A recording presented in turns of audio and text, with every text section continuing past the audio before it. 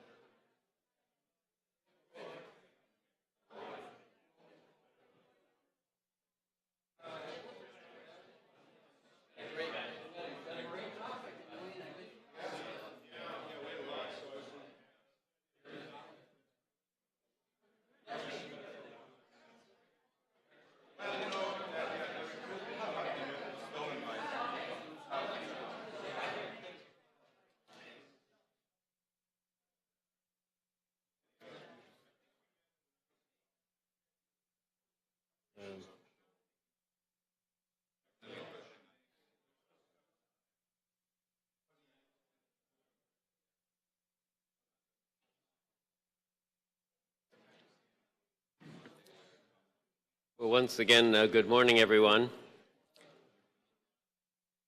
I'm pleased to see we have a very good crowd for what I know will be a very good discussion. Can you hear me? It is on. Maybe I just need to speak closer. Let me introduce myself. I'm Richard Schmierer. I'm the chairman of the board of the Middle East Policy Council. I'm certainly very pleased to welcome you here on behalf of the Council to what is our 90th quarterly Capitol Hill Conference. Today's topic, the GCC Rift, Regional and Global Implications. However, I would like to begin today by taking a moment to share the sad news of the recent passing of the President of the Middle East Policy Council, Ambassador Ford Fraker.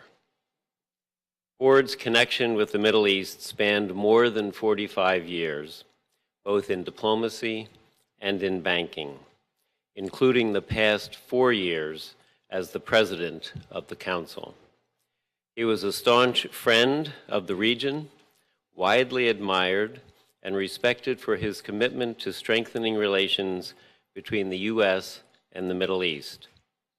I would like to acknowledge and thank the many friends of Ambassador Fraker and the Council who conveyed their condolences to us on the occasion of Ford's passing. Now, before I turn to the content of today's program, I would like to say a few words about the Middle East Policy Council. We were established in 1981, and our purpose, our mission, is to promote dialogue and education concerning the U.S. and the countries of the Middle East. We have 3 flagship programs. Our quarterly Capitol Hill conferences, such as today's event, our quarterly journal, Middle East Policy, which enjoys a strong reputation among those with an interest in Middle Eastern affairs and can be found in more than 11,000 libraries worldwide. And our educational research and outreach program, Teach Mideast, which provides educational resources on the Middle East geared mainly towards secondary school students and teachers. So I would encourage you to visit our website, www.mepc.org, and our Teach Mideast program website, www.teachmideast.org, to learn more about these programs. Now to today's event. Today's program is being live streamed on our website, and so I'm pleased to also welcome all of those who have joined us today online. The conference proceedings will be posted in video and transcript form on our website, as will a recap of the discussion. An edited transcript of the program will be published in the next issue of our journal, Middle East Policy. The focus of today's program will be to examine the nature of the current tension involving Saudi Arabia, the United Arab Emirates, Bahrain, Egypt, and Qatar. I believe I can speak on behalf of all of us in the Washington policy and NGO communities when I say that we consider ourselves to be friends of all of the countries of the Middle East, including all of the countries involved in the current dispute. Our intention in convening today's session is to seek a better understanding of the issues involved towards the aim of contributing to an amicable and quick resolution of the issue. To that end, we have brought together today 4 experts, each of whom brings a unique background and perspective on the region. We will begin the discussion with Mr. Tim Lenderking, Deputy Assistant Secretary for Arabian Gulf Affairs in the Near East Bureau of the Department of State. Tim is a career Foreign Service officer whose most recent overseas posting was Deputy Chief of Mission at the U.S. Embassy in Riyadh. Tim's other diplomatic assignments have included Iraq, where he served recently 2 tours, Kuwait, Morocco, Syria, and Bangladesh. Tim will be followed by Mr. Perry Kamak of the Carnegie Endowment for International Peace. Perry is a fellow in the Middle Eastern program at Carnegie, where he focuses on long-term regional trends and their implications for American foreign policy. Prior to joining Carnegie in August 2015, Perry worked on issues related to the Middle East as part of the policy planning staff of Secretary of State John Kerry, and as a senior professional staff member on the Senate Foreign Relations Committee.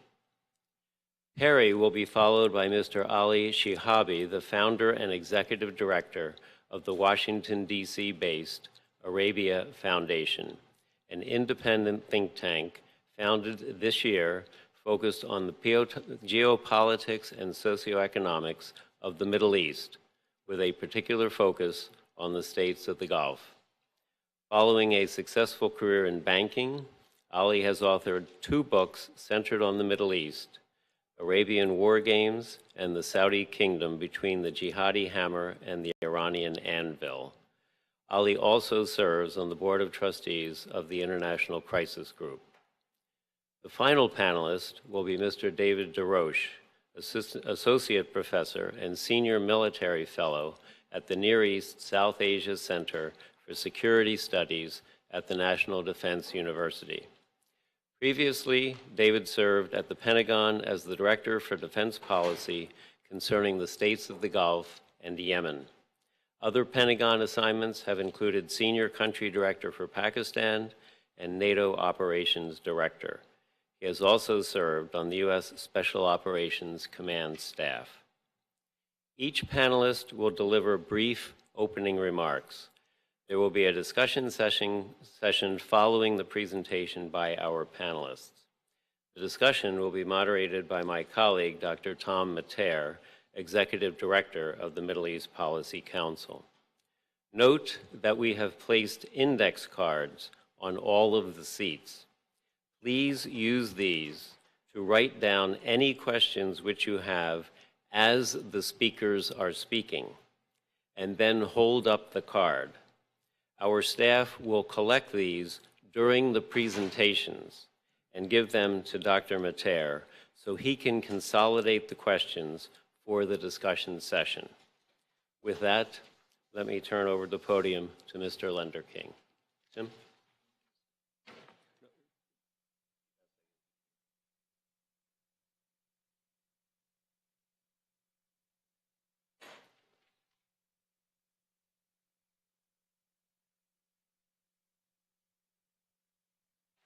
Well, good morning, everybody. Thank you very much, Rich, Tom, for the invitation. I'm very pleased to be here on behalf of the State Department and the U.S. government to talk about the Gulf crisis. I want to make a number of points here that I think will convey to you, I hope, the sense of how we in the U.S. government look at this particular situation. The first point is that each of the countries involved in the conflict, the 4 Quartet countries and Qatar, are all strong allies of the United States. They're partners in a number of different fields. There are strong historical relationships with each of these countries.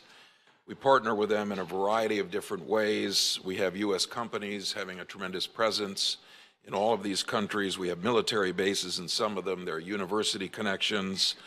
These countries invest quite substantially in the United States. And there are also platforms, very important platforms, and allies in the counter-ISIL struggle, all in different ways. The second point is that over time, we have felt and actually seen the benefits of unity within the GCC. If you go back to the early Gulf War, we found that GCC unity was critical to our ability to harness a coalition to achieve success in that particular military engagement. We found that the GCC working together has produced important benefits, and that the unity of the GCC has also created regional stability in very important ways. So, and a corollary to that, I think, is that if you look at over the last few decades, these countries have managed their differences very well. And it's not to say that there haven't been differences. There have been outbreaks of or precursors to what happened. You can cite a number of examples, 2013, 2014. But the countries managed to work their way through these differences. The third point I would make is that each of the countries involved has certain, what we would call counterterrorism vulnerabilities, or shortcomings in terms of overall performance in this critical area. And that could be, could be shortcomings in the legal system, capacity issues, at different times, conflicting messages about promotion of what we would call violent extremism. But I think a critical thing is also over the last 10 years in particular, each of these countries has made progress in various levels. We've worked very closely with each of the countries in this endeavor. I think if you look at the placement of where the Department of Treasury, which is a key ally for a key partner with us, Department of State in terms of particularly on the counterterrorism finance side, Treasury attachés in Riyadh, in Doha, and in other countries, in Abu Dhabi as well. This is also a reflection of the fact of where we've wanted, as a U.S. government, to put our resources and where we've sought strong partnerships. Again, each of the countries has shown substantial improvement over the years. Once the crisis got underway on June 5th, it was very important from our point of view that the Quartet countries spell out their demands. What is it that they were asking of Qatar to do exactly? And in the initial stages, we heard many different objectives, many different underlying issues. But Secretary Tillerson, in particular, was very keen that the Quartet countries put in writing what their demands were. What is it that they were asking of Qatar? And of course, that led to the 13 demands, Qatar's response, and then some other principles that came out of a meeting in Cairo that took place subsequently. The fifth point I want to make is that in response to these demands, the United States felt very strongly that a common standard should apply to each of the countries as they look at Qatar. In other words, what is being asked of Qatar should also be asked of those countries as well. If you look at those demands, the first one, of course, governs relations with Iran. Later on in the list of demands, there's talk of non-interference in the countries of the Quartet, closing financial loopholes. Our key point here was that each of the countries need to meet the same standard that is being asked of Qatar. Subsequently to that, I think we also realized very early on that the resolution to this situation is local. It's not going to be us or the outside world, outside countries putting a solution on the region. It's going to have to come internally, and thus we have felt very strongly throughout the conflict that the sooner the parties can get together and negotiate, the sooner we would see a resolution.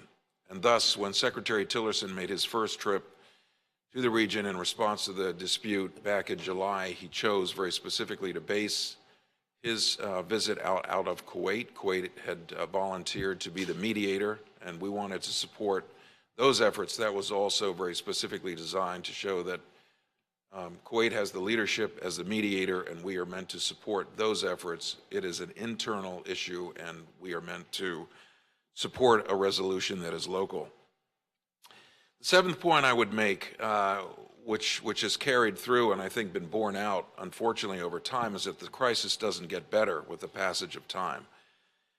And so, starting with the embargo back on June 5th, we've seen since that time quite a substantial escalation on the media side, and all sides are participating in this. It's not one side or the other.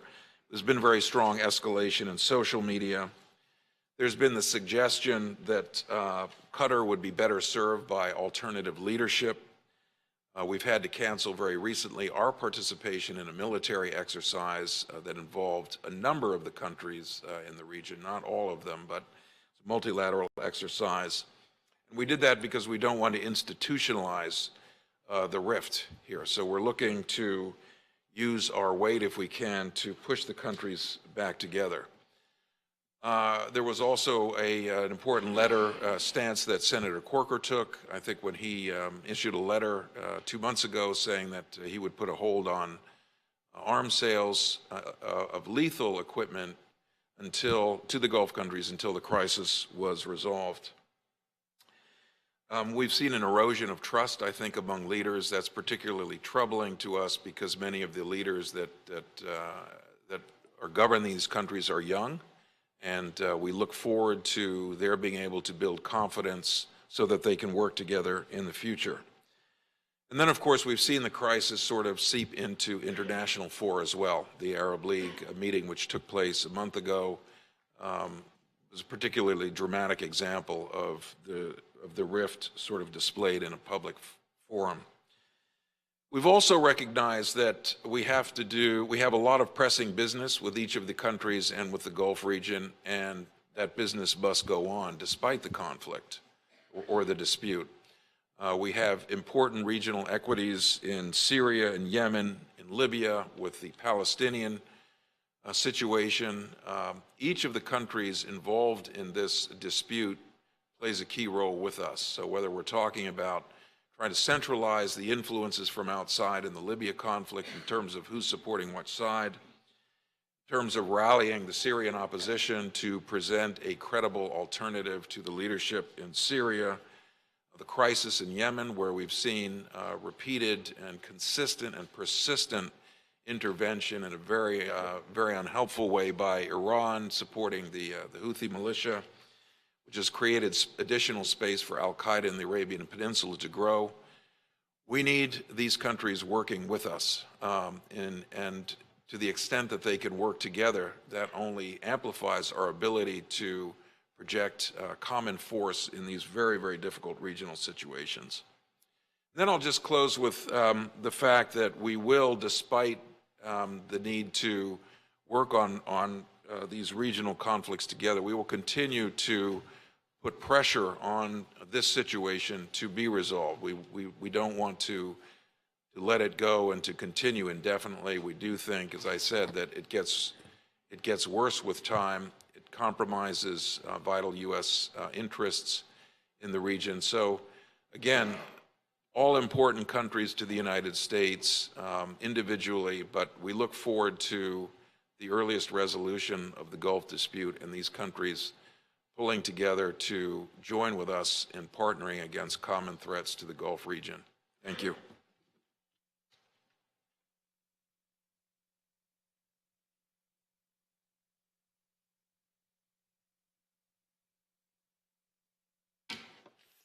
Thanks for the kind invitation. Actually, as Ambassador Shamir said, I worked for a number of years on the Hill and used to come to a lot of MEPIC events, so it's actually quite fun to be on the other side.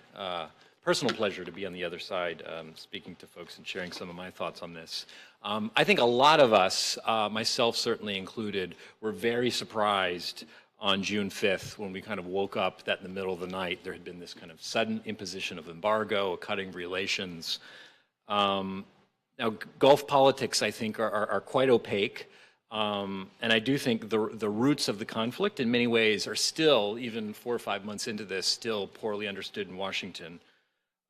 So what I thought I would do is kind of building really on Tim's very good presentation, kind of try to unpack what I see as first the stated reasons for the conflict, and then what I see as kind of some of the deeper underlying issues at stake. And then based on that framework, to try to offer just some very brief thoughts on what I think that the United States and frankly broader international community might do about it. So first, the anti-terror quartet, and most of you know that that's really a shorthand for this coalition of 4 countries, Saudi Arabia, the United Arab Emirates, Egypt, and Bahrain, essentially have an indictment it really boils down to three fundamental grievances with Qatar. First, support for terrorism. Second, inappropriate relations with Iran. Third, interference in the sovereign affairs of other countries. I'll try to go through this quick because Tim highlighted some of this. But I'd like to go through these quickly one by one. So first, terrorism obviously is the most serious charge. It's the most important, frankly, interest, arguably, of the United States in the Middle East. And I think there are two elements to this when looking at Qatar. First, there is no question that Qatar provides formal political support to groups opposed to the United States and groups that many of us would consider terrorist organizations. And I mean by that Ahrar al-Sham in Syria, Hamas in Gaza, the Taliban in Afghanistan.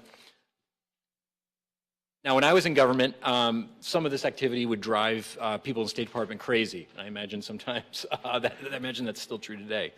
But I think it's also important to understand there's a flip side to this as well, that sometimes these linkages actually create diplomatic opportunities. And an example of that I saw kind of firsthand was the Gaza war in 2014.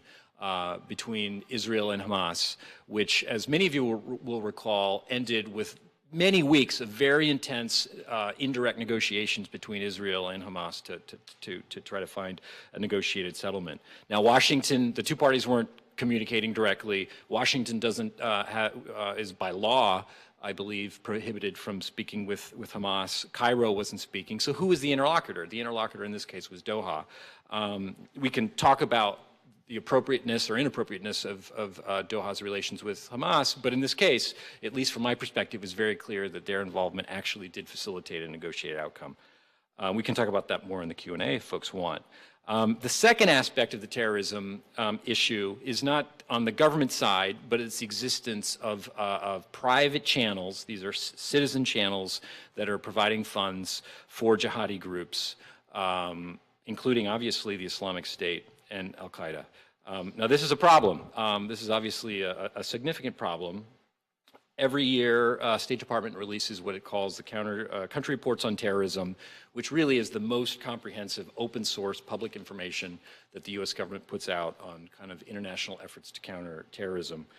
The 2016 version, published just a couple months ago, had this to say, which I think pretty well encapsulates my understanding of the situation when I was in government as of 2015.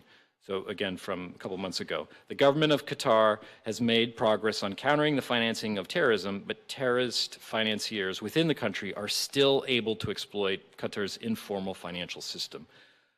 Now, the bilateral memorandum of understanding on countering terrorist financing, which was signed by the Trump administration with Doha a couple months ago, hopefully will lead to progress. My impression is that implementation has been slow.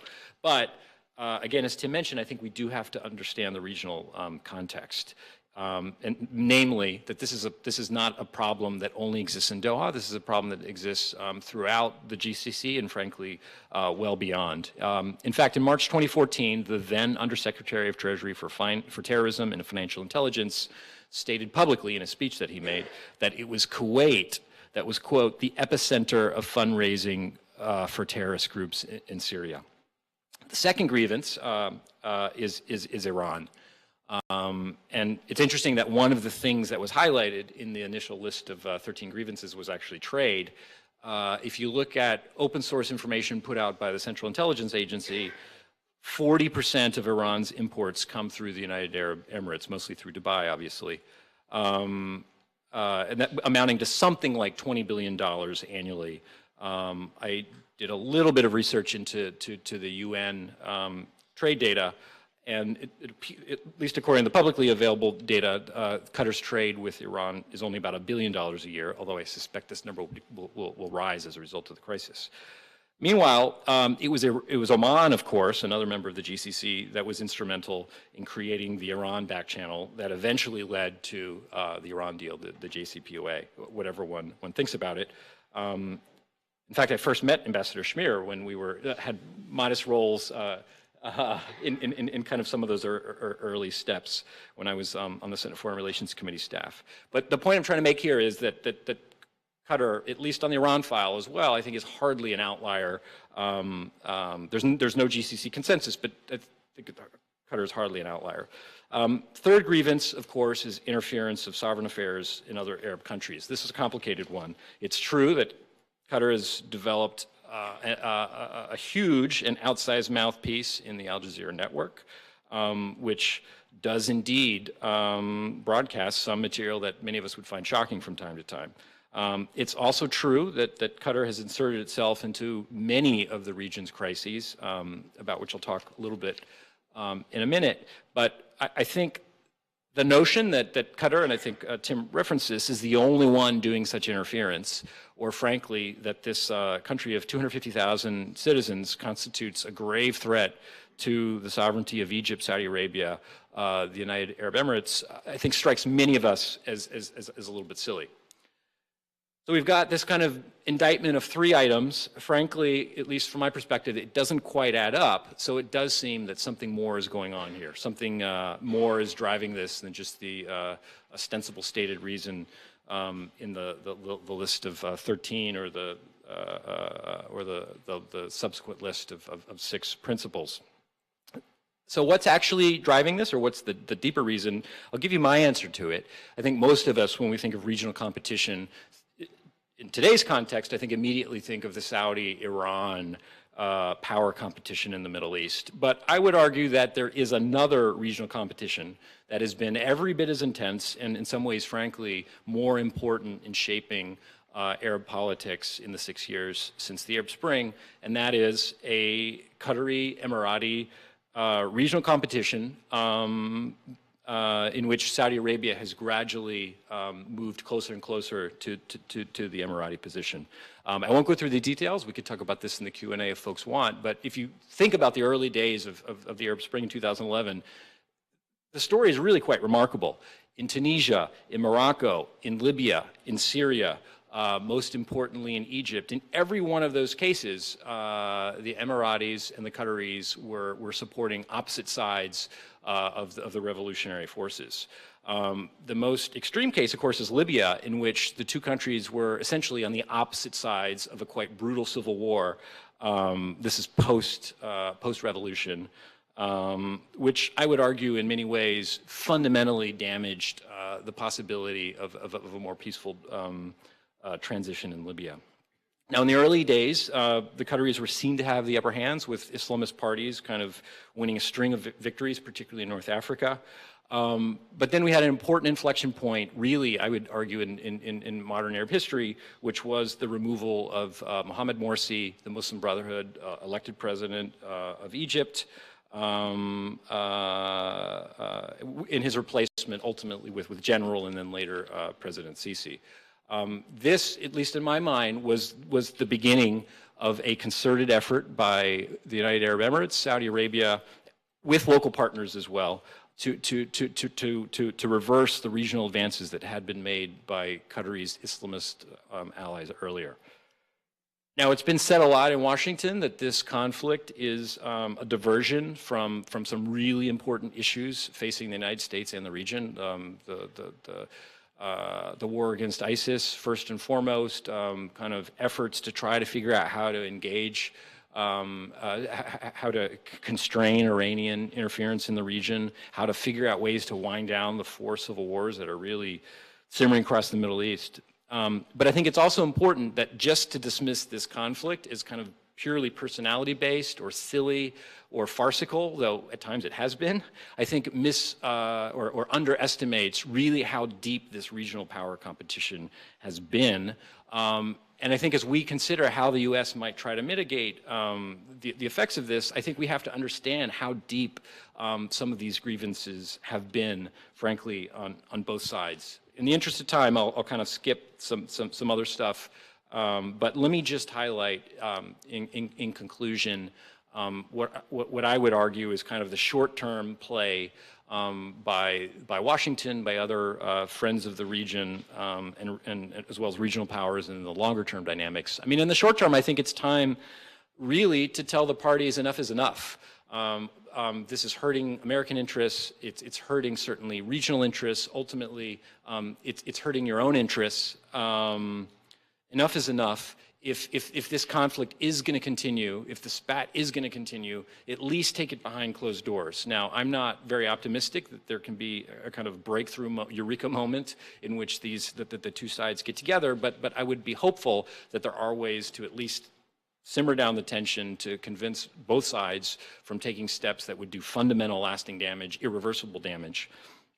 But the longer game, I think, is that fundamentally what we're seeing here, or what we've seen here in this competition that, again, has gone on for at least 5-6 years, arguably decades before that, is a kind of same scorched earth, zero-sum politics that has been so prevalent in all of these conflicts, whether it's in Egypt or in Libya or in Syria. Tunisia may be the possible example. But ultimately, until, I would say, leaders in the Gulf as well as leaders everywhere, and unfortunately we're seeing elements of this kind of scorched earth politics inflecting even the US, but unless, I would say, regional leaders can get to the point where political and diplomatic approaches to these regional challenges become more appealing or more prevalent than military interventions or security solutions, I'm afraid we're going to be kind of going around spinning our wheels here. So ultimately, I think what we all need to do, whether it's in Washington or in the region, is to kind of figure out mechanisms whereby leaders can start to have diplomatic discussions, political discussions, getting at the root causes of some of these profound issues facing the Middle East. Thank you very much.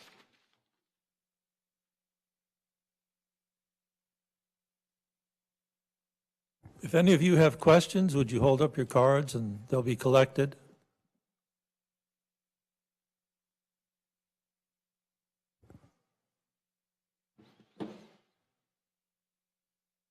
Good morning.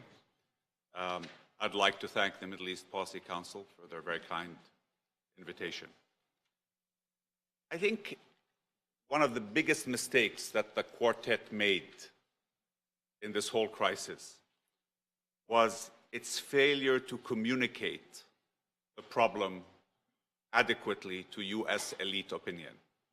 The suddenness of the crisis, the surprise of it, took people in Washington, as witnessed by my two distinguished predecessors on the podium, totally by surprise. And I think as a result, that has led to a misreading of the roots of the crisis. And one of the reasons was, as Tim correctly put, the issues between the Gulf Cooperation Council have been handled within the family for a long time, have not been advertised, and hence public opinion abroad or in the region has not been well briefed on what was happening. This crisis has a history to it. And the history actually goes back to 1995. When the father emir of the current emir overthrew his father, slightly complicated between father and son, but he overthrew his father, and the Gulf leaders at that time around Qatar took exception to that. They were elderly leaders, and the idea of, Junior overthrowing his father was not taken very well. So when the father came back a year later and tried to grab power back, the countries surrounding Qatar helped the father. Unfortunately, they did a bit like what Kennedy did in the Bay of Pigs. They helped a little bit, not enough to get the job done, so they just wounded, in a way, the Emir of Qatar, the father Emir today, who took it very personally. And he and the Prime Minister at that time felt that they were going to get revenge. And effectively, they proceeded to do that over the next 20 years. The issue with Qatar today, and what has not been communicated, is that the Qataris have been working to undermine the internal security of their neighbors. And that is what has raised the issue to the level of anxiety and anger that we see today. Now, that manifested itself in many different ways. Something that people are not very much aware of in Washington is that when Colonel Gaddafi was overthrown in Libya, his security files, the vaults, if you want, of the of the Libyan Secret Service were opened up, and recordings of discussions between Colonel Gaddafi, the Emir of Qatar, and his Prime Minister were released publicly. And in those discussions, the Emir of Qatar tells Gaddafi, he tells him that we are funding the Saudi opposition, and he named them by name. We are also searching out Saudi officers and government officials who travel abroad to subvert them, basically to buy them.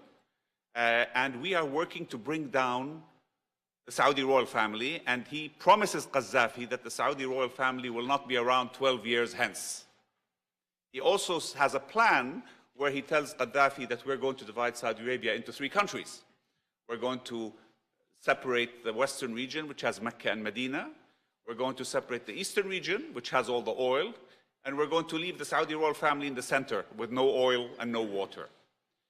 So those recordings in themselves were a culmination of a period of intrigue and subversion that the Qataris had been carrying out, and understandably, Saudi Arabia was outraged. However, King Abdullah at that time, in the not traditional order of how things were managed between Gulf leaders, accepted Kuwaiti mediation, quiet mediation, confidential mediation.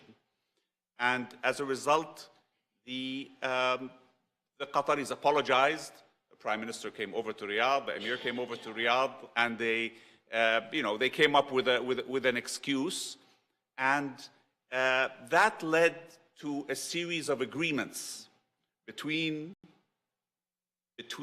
Saudi Arabia, the UAE, Bahrain, and Qatar that committed each party, as Tim mentioned, actually, they committed all parties not to interfere in the internal security of their neighbors, not to use their media as an arm to give a platform to parties that wanted to undermine the security of their neighbors, including Al Jazeera, by the way.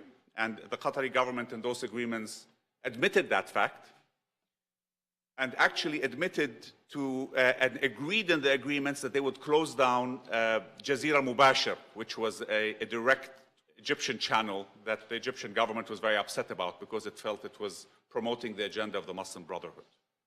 Now, this was all a confidential agreement. It was signed by the leaders of those countries. And without getting into too much detail, that agreement was signed. The Qataris broke it within the next 6, 7, 10 months. The Kuwaitis came in again, and another agreement was signed a year later, which again reiterated all the commitments that the Qataris have made. And this was all done by 2014. So by 2014, there had been a nearly 20-year track record of behavior on behalf of the Qataris towards their neighbors. There had been multiple attempts at mediation. There had been 2 incidents of their neighbors pulling their embassies or ambassadors away from Qatar. So there had been a long history of mediation, of crisis, of discussion, of promises that the Qataris undertook. And then those actions did not stop. Now, there was a feeling when the father Emir retired, which happened just before the signing of those 2013-2014 agreements, and which gave the quartet a feeling of optimism, because the understanding was that the father was the man who had borne the grudge from 1995, he and his prime minister, and by them retiring and by the young Emir coming, that baggage would no longer be there, and there was an opportunity to rebuild a new relationship. Unfortunately, what happened, it turns out, is that after the father Emir retired, he seems to have retained the Saudi, Emirati, Bahraini file. So while his son has been, running other things, the father has continued with that and continued doing what they were doing before, attempting to do it in a sort of cleverer way, quote unquote. For example, while they reduced the opportunities for Jazeera to give the opposition within the Emirates and within Saudi Arabia a platform, the father Emir went out and invested in media companies in Turkey and in the UK, which adopted the agenda of the Brotherhood. So ultimately, the leaders felt after all these years that they are facing existential threats. They're facing existential threats from Iran and from her proxies in the region, and they're facing existential threats from Sunni jihadism. And that would be very difficult to fight when a member of the club, a brother state within the Gulf GCC, is working to undermine them from within. Now, that was always very difficult for them to understand because ultimately Qatar has a vested interest in the security of its neighbors. You know, Qatar is like a wooden house in a neighborhood full of wooden houses. If it sets a fire in Saudi Arabia, it would be inconceivable that Qatar would survive if the security of Saudi Arabia or the UAE or Bahrain, for that matter, was affected. So that's why people, it could never make, it always surprised the countries around them that the Qataris continued to behave like this. So then I think when, you know, in the days of the Obama administration, there was a feeling that the Obama administration would have relegated this issue to an unending series of meetings and debates, and now no action would have been taken. And the feeling was that we have tried with the Qataris for 20 years, we have mediated with them, we've signed multiple agreements with them, nothing is working. Now, one option would be to go to war, which would have been the responsible option. The other option was to say, look, we are going to isolate ourselves from you. We're going to isolate you from us. That is not a blockade because Qatar retains its seaports and it retains its airports and it has the resources to connect to the whole world. So, but it's isolating them from their neighborhood, isolating them from their geographical depth, from their family really, because ultimately Qatar is integrally tied to the Arabian Peninsula. So even though they can talk about building a relationship with Turkey or with Iran, they have no choice. I mean, geography and history and ethnicity determine that their future is tied to their neighbors. So the feeling was that that decisive action has to be taken. The mistake was it was not communicated well. And as a result, it hit the American policy community by surprise. And frankly, with 2020 hindsight, what the quartet should have done was on the day that the action was taken, it should have released the documents, which it didn't release till a month later, the 3 agreements that were signed between the 4 countries. And it should have said, we signed these agreements in 2013 and 2014. We have waited 3 years for them to be implemented.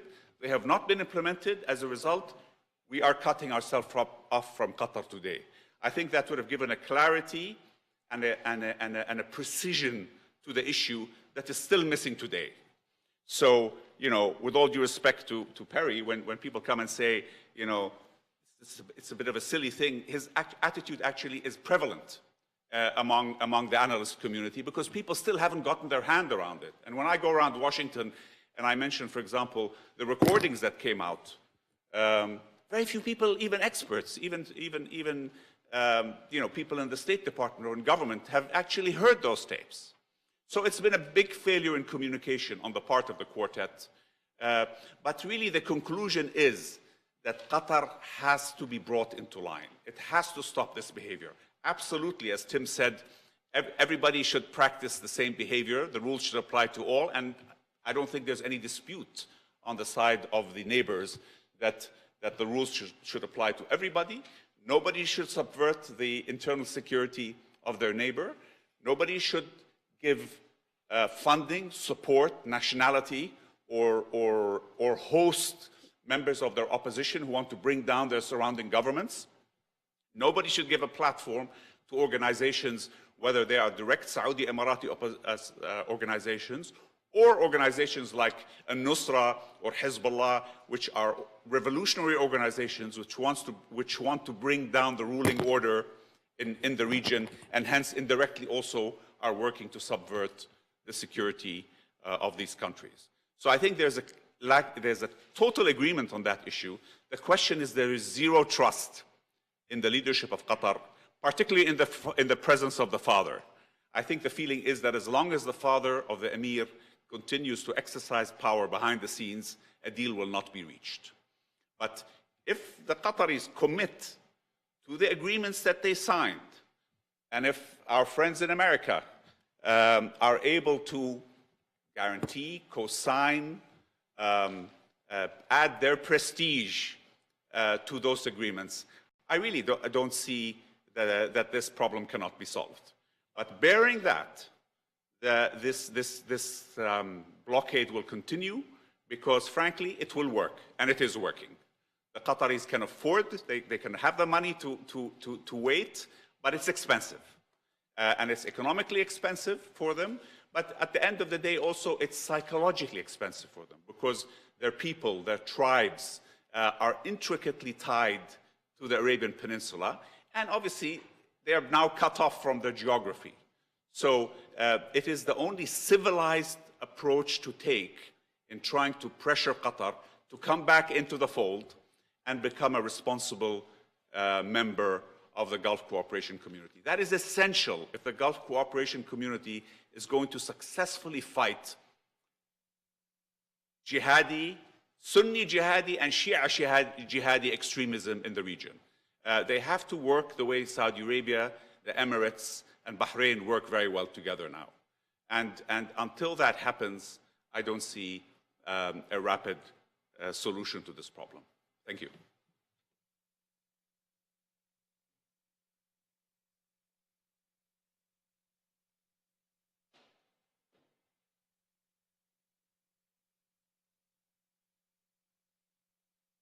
I'm obligated by federal law and perhaps good taste to state that my remarks do not reflect the policy of any U.S. government body or agency.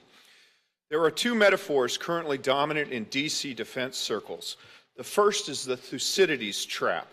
This phrase, taken from an article by Graham Allison, refers to the threat that a rising power, in this case China, poses to an established power, the United States, and the probability that this dynamic will lead to war.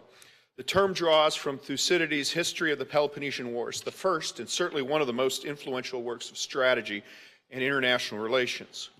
When one looks at the current GCC kerfuffle, however, another chapter of Thucydides is more appropriate. It is the formative document of political realism, the Malian Dialogue. Put simply, the Malian Dialogue refers to the challenges of a great power managing a coalition in which it has a dominant role. While Thucydides is often more respected and cited than read in Washington, there are useful lessons to be drawn for the GCC players who are in this unproductive and protracted dispute. Milos was and is a small island off the coast of southern Greece. It was a neutral city-state when the Athenians approached it and informed the Malians that they would have to join the Athenian alliance against Sparta. The Malians demurred and pointed out that they had not and would not harm the Athenians, nor would they support the Spartans, but they did not wish to fight for Athens. The Athenians responded they could not allow anyone to remain neutral, as it would let Athens' other allies know there was an alternative to subjugation and service. The Malians argued that their cause was right, and surely the gods would not permit such an injustice. The Athenians responded in the classic line, beloved of practitioners from ancient Rome to Henry Kissinger, that the gods rarely intervene in the affairs of mortals. The strong do as they can, while the weak suffer as they must. Applying Thucydides to the current GCC condition, we can, with minor tweaking, cast the quartet in the role of Athens, Qatar as Milos, Kuwait and Oman as the possibly wavering allies, and, with customary self-regard, the United States as the gods. Lest I be accused of a surfeit of national pride, which is another customary American condition, let me point out that all the sides in the GCC dispute have made appeals to the United States to intervene on their behalf in terms not entirely unknown to the Athenians and Spartans. Now, Athens wound up slaughtering the male Malians and enslaving the women and the children. Hopefully, our current standoff will be resolved in a more felicitous manner. The second metaphor which I wish to discuss is not as well known. I call it the NATO illusion. Simply put, this refers to the well-founded and persistent Western desire to replicate the role of NATO as a functioning security and political organization in other regions around the world. This model has been applied by the United States and its allies and partners globally. In some areas, it has been merely ineffective, as with the Organization of American States. And in others, it has been an abject failure, as with the Baghdad Pact and its follow-on organizations. Outside of NATO, American efforts to build security organizations have run the gamut from mediocre to just plain awful. The Western persistence in homing in on the one unalloyed success, NATO, while disregarding a much wider range of failure, represents a peculiar triumph of optimism over experience. But there is a strange and resilient power to a shared mental model. Many around the world continue to try to jam alliances of every size and shape into the NATO-shaped cookie cutter, and the GCC is no exception. The NATO metaphor is particularly ill-suited to the GCC. Saudi Arabia is so big relative to its neighbors that the GCC could only resemble NATO if NATO consisted of the United States, the Netherlands, Belgium, Portugal, and Greece. The Saudi security role is superior because of the size of Saudi Arabia and because of decades of consistent, well-planned military investment. The UAE has made rapid advances as well and has armed forces that are both more modern and more effective than the kingdoms, but they are limited by the size of the Emirates. The current kerfuffle has diverged from the NATO paradigm in one particularly notable aspect. For some reason, in this current climate, prominent Americans who should and probably do know better have chosen to put forward a new standard for locating American bases, and that is American approval of the host regime. Prominent retired security officials have suggested that the massive American headquarters in Qatar should be relocated as a sign of disapproval of Qatar's conduct. This has never been our standard, and nor is it in our national interests. It is also a breathtaking departure from past practice. U.S. military bases have never been seen as a validation of the host regime. We maintain a base in Cuba. Our bases in Greece under Papandreou or in the Philippines under Marcos did not mute American criticism of those regimes. We maintained a critical air base in Turkey, even while decrying Erdogan's slide into dictatorship. And I would note that a lot of us in this room probably can't get a visa to visit Turkey right now. It is understandable for the UAE to covet CENTCOM's forward headquarters as another pearl in its necklace, alongside the Louvre Abu Dhabi, the Cleveland Clinic's Middle East Outpost, and the Middle East campus of New York University. But it has never been American practice to regard basing as a blessing or a sign of approval. American security interests are served by having a constellation of bases. In 1973, our airlift to Israel was only possible because of bases we held in Portugal, which was then a rather unpleasant colonial dictatorship. Shifting bases according to political whims will also have the extremely practical disadvantage of discouraging host country construction and infrastructure development on these bases, which is a not insubstantial issue in this climate of American fiscal uncertainty. Returning to the Malian metaphor, both sides have decided to appeal directly to the gods.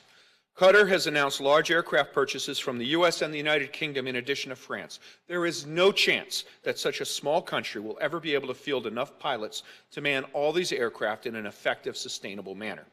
Saudi Arabia and the UAE have sponsored media campaigns and events focusing on Qatar's alleged misdeeds, which seek to inspire the wrath of the gods, such as Facebook ads saying Qatar has imported North Korean slave labor to build World Cup stadiums, and that bribery sold the Soccer World Cup from the USA. This last charge seems to me to be particularly ineffective, as most red-blooded American men outgrow soccer when they start shaving. American patience with this ongoing kerfuffle seems to be running out. America has long wanted to see the GCC states partner to develop true military capacity, the NATO metaphor. For example, the Trump-Riyadh summit weapons package included a satellite missile launch detection capacity to be sold to Saudi Arabia.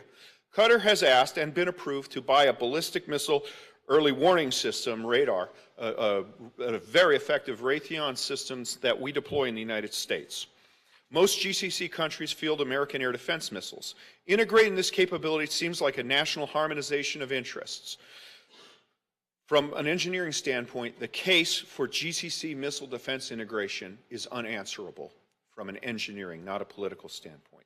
Yet the GCC members squabble in the face of a determined Iranian enemy and don't seem to notice their American patron shifting some of these extremely limited assets towards Japan and Korea. GCC members purchase redundant weapons in parallel, regardless of their ability to sustain them. Bahrain's recent request for F-16 fighters is a case in point. There is a surfeit of fighter aircraft in the Gulf Cooperation Council and a shortage of ground attack assets. Bahrain would be better suited to let its partners fly expensive air cover and to develop a fleet of propeller-driven ground attack aircraft.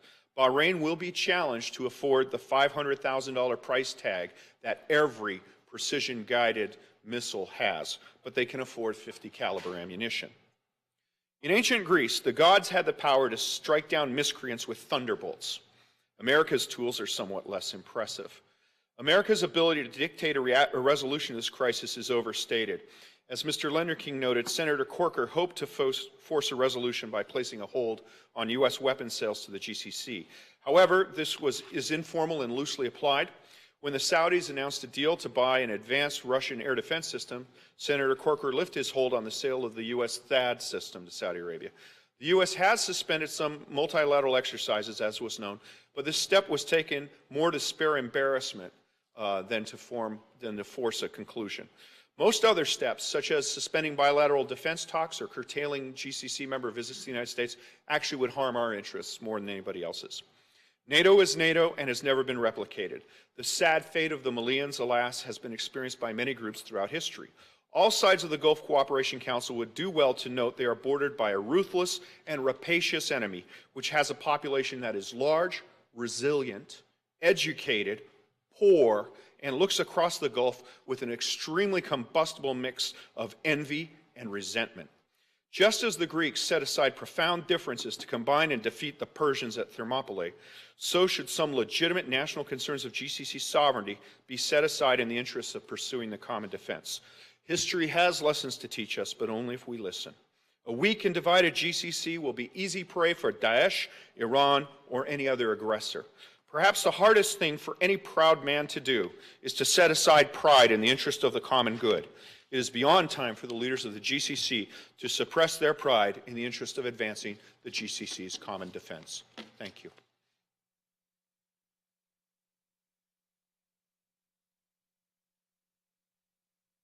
I see one question, oh, two. Okay, can you raise your hand if you have them?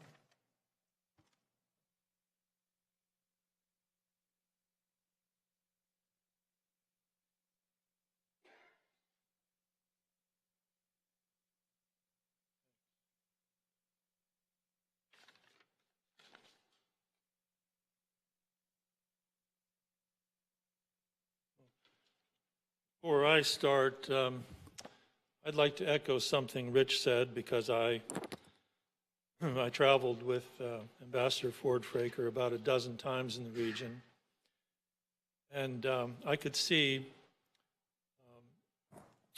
how respected and trusted he was there.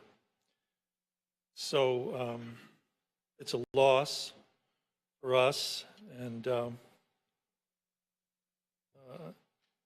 I think people should know that he was an important person in that part of the world and here.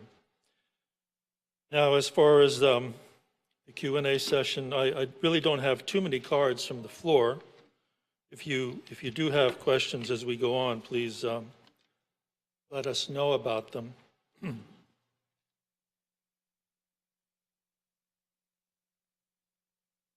So, Ali and others were talking about the fact that U.S. administration was surprised on June 5th, and I think we now understand a little more about why, since these secret agreements were not released. But can Ali and others talk a little bit about, a little more about the background and the reasons for the GCC coming together in 2013, the history of the differences. Barry also was talking about supporting, the Saudis and the Emiratis and the Qataris supporting different sides in the civil wars around the region. And how similar those secret agreements are to the 13 demands that the ATQ finally released for the benefit of U.S. administration, which hadn't seen those agreements. So a little more history, please. I mean, I think that there's a fundamental misunderstanding also that Saudi Arabia would like to turn Qatar into, a vassal state, and that the issue is the arrogant, larger neighbor, annoyed by the upstart, younger or smaller power. It may be annoyed sometimes by the Qataris, and certainly even some of the Qatari behavior in Libya and places like that might be annoying. But that is not what drove this. What drove it was the feeling that Qatar was working to undermine the internal security of the country. The feeling, for example, clerics have been arrested in Saudi Arabia a few weeks ago, where the government has discovered that the Qatari government has for years been having these clerics on its payroll. Millions of dollars have been spent, and these are clerics that have millions of followers. One of them has 14 million followers on Twitter. So they are, in a way, a political force.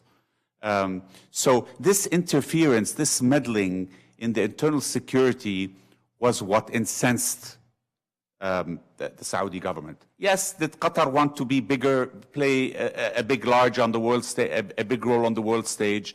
Was that irritating sometimes? Sure. But that never would have. I mean, Saudi Arabia lived through Kuwait. Kuwait did that in the 60s. King Faisal used to say that there are three superpowers in the world. The Soviet Union, the US, and Kuwait. Because the Kuwaitis had the same attitude in the 60s and 70s of wanting to stand out and not be overshadowed by their giant neighbor, Saudi Arabia.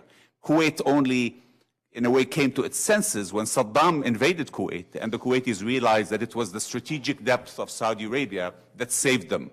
It was the fact that Saudi Arabia is part of the same club of tribal monarchies, and the Saudi royal family stood with the Kuwaiti royal family. Otherwise, Kuwait would have disappeared. So that has never been a behavior that would have elicited the reaction that you saw now. The reaction was a direct effort to subvert the security of the neighbors. The Emiratis had the same issue, the Bahrainis had the same issue. And this had been documented, videotaped, recorded, at multiple occasions over 20 years. So the agreements and the Qataris, there had been multiple opportunities and meetings where these grievances were expressed and where promises were made by the Qataris to desist. As a result, after the tapes were released from Gaddafi's vaults, the Emir of Kuwait brought the Emir of Qatar to see King Abdullah of Saudi Arabia, and then King Abdullah told him, I don't trust your word. Because he said, I promise not to do this, I promise we will not do this again. He said, I don't believe you, let's put it on paper. Which is why the first agreement in 2013 was actually handwritten. It was handwritten because the King of Saudi Arabia told the Qataris, I don't believe your word. They broke that. A year later, there was a more formal summit. There was a more detailed agreement. There was a more detailed addendum signed by the foreign ministers. And they still broke that. So the problem now is that the quartet countries, they don't believe the Qataris, the word of the Qataris, and they don't trust the signature of the Qataris. So any agreement that would have to be reached with Qatar would need some sort of a U.S., I think, verification, where the U.S. became a party to it, and as a result, the Qataris would take, give that much more weight. So that is the history, really. It's a history of direct interference and a feeling that they wanted to undermine the security and bring the systems down, really. They bring the systems of government down, which is mind-boggling when you think of it, because it can hardly be in Qatar's interest for the Qataris to do something like that. Now, the failure to communicate, the fact that these agreements were only leaked a month after the crisis. Unfortunately, in our part of the world, communication is not an integral part of policymaking. So policymakers take decisions, and then effectively they allow the other party to define the story, and then they respond. While American policy, American politicians, Western politicians, from minute one, they have learned that you have to communicate, and the communication strategy has to be an integral part of any policy step that you take. That lack of communication is what has caused the confusion until today, really, in Washington, I think. Yes, Rich.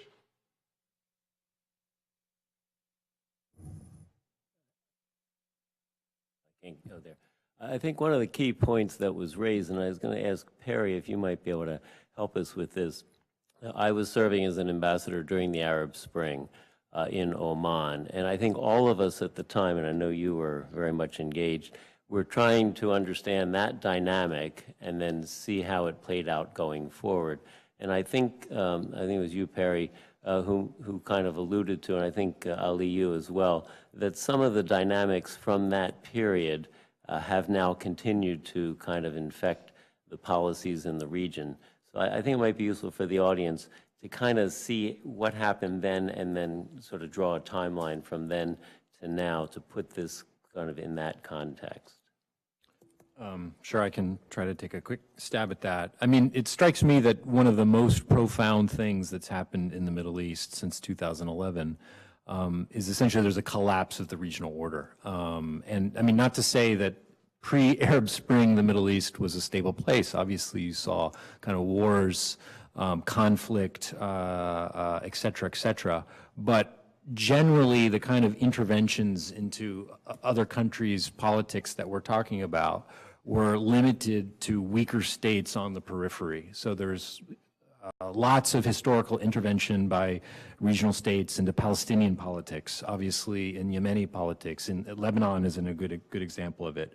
But I think what has happened since 2011 is the former strong states, if you will, whether the states that had this kind of facade, iron facade, whether it was Gaddafi's Libya or Mubarak's Egypt or Assad's Syria, all of these facades have crumbled. And what it's meant is that these intervention that Ali is talking about, yes, they're happening, but they're happening across the region, across numerous vectors simultaneously. So can an argument be made that Qatar has been at the forefront of that? I think that's absolutely the case.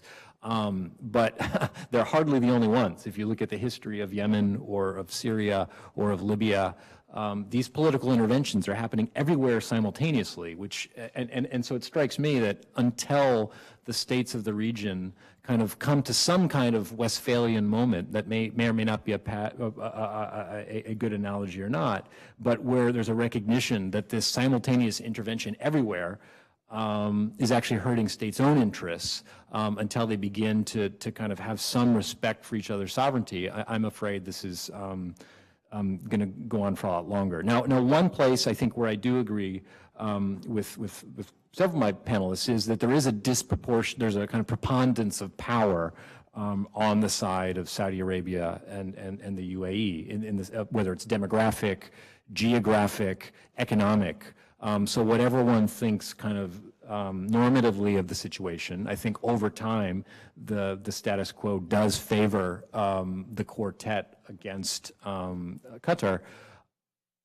But in the short term, I would argue that Qatar has actually kind of benefited from this politically, in the sense of there were questions about Tamim.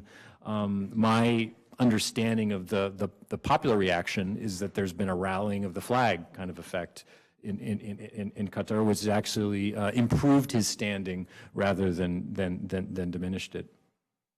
I mean, there always is a rallying of the flag in the beginning of a crisis.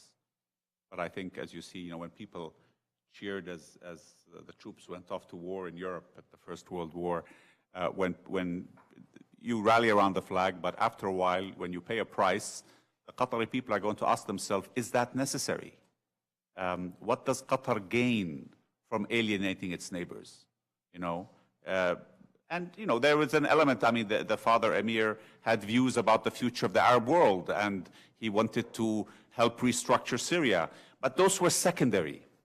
I mean, his attempts or his visions about playing a sort of a role in shaping the future of the Arab world really were secondary to the direct behavior towards his neighbors.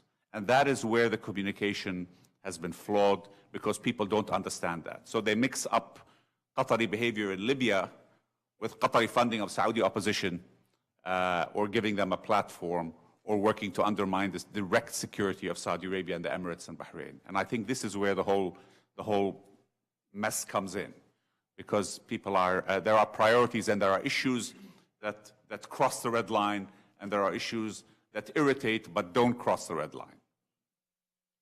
Well, a point of fact, Ali, these secret agreements were released by CNN and then Yes. provided by your website. No, they were released by CNN. I mean, somebody leaked them to CNN. So they are available. They can be read. We have copies of them on our website, but I mean, they're on the CNN website. Right. Yes. So they can be read. But back to these. But I mean, my point was that those agreements should have been integral. From minute one, the statement should have said, here's the agreements, and then we would have come to our friends in the State Department and said, America likes to uphold the rule of law. Here's the rule of law. Here are 3 agreements signed by, and certified.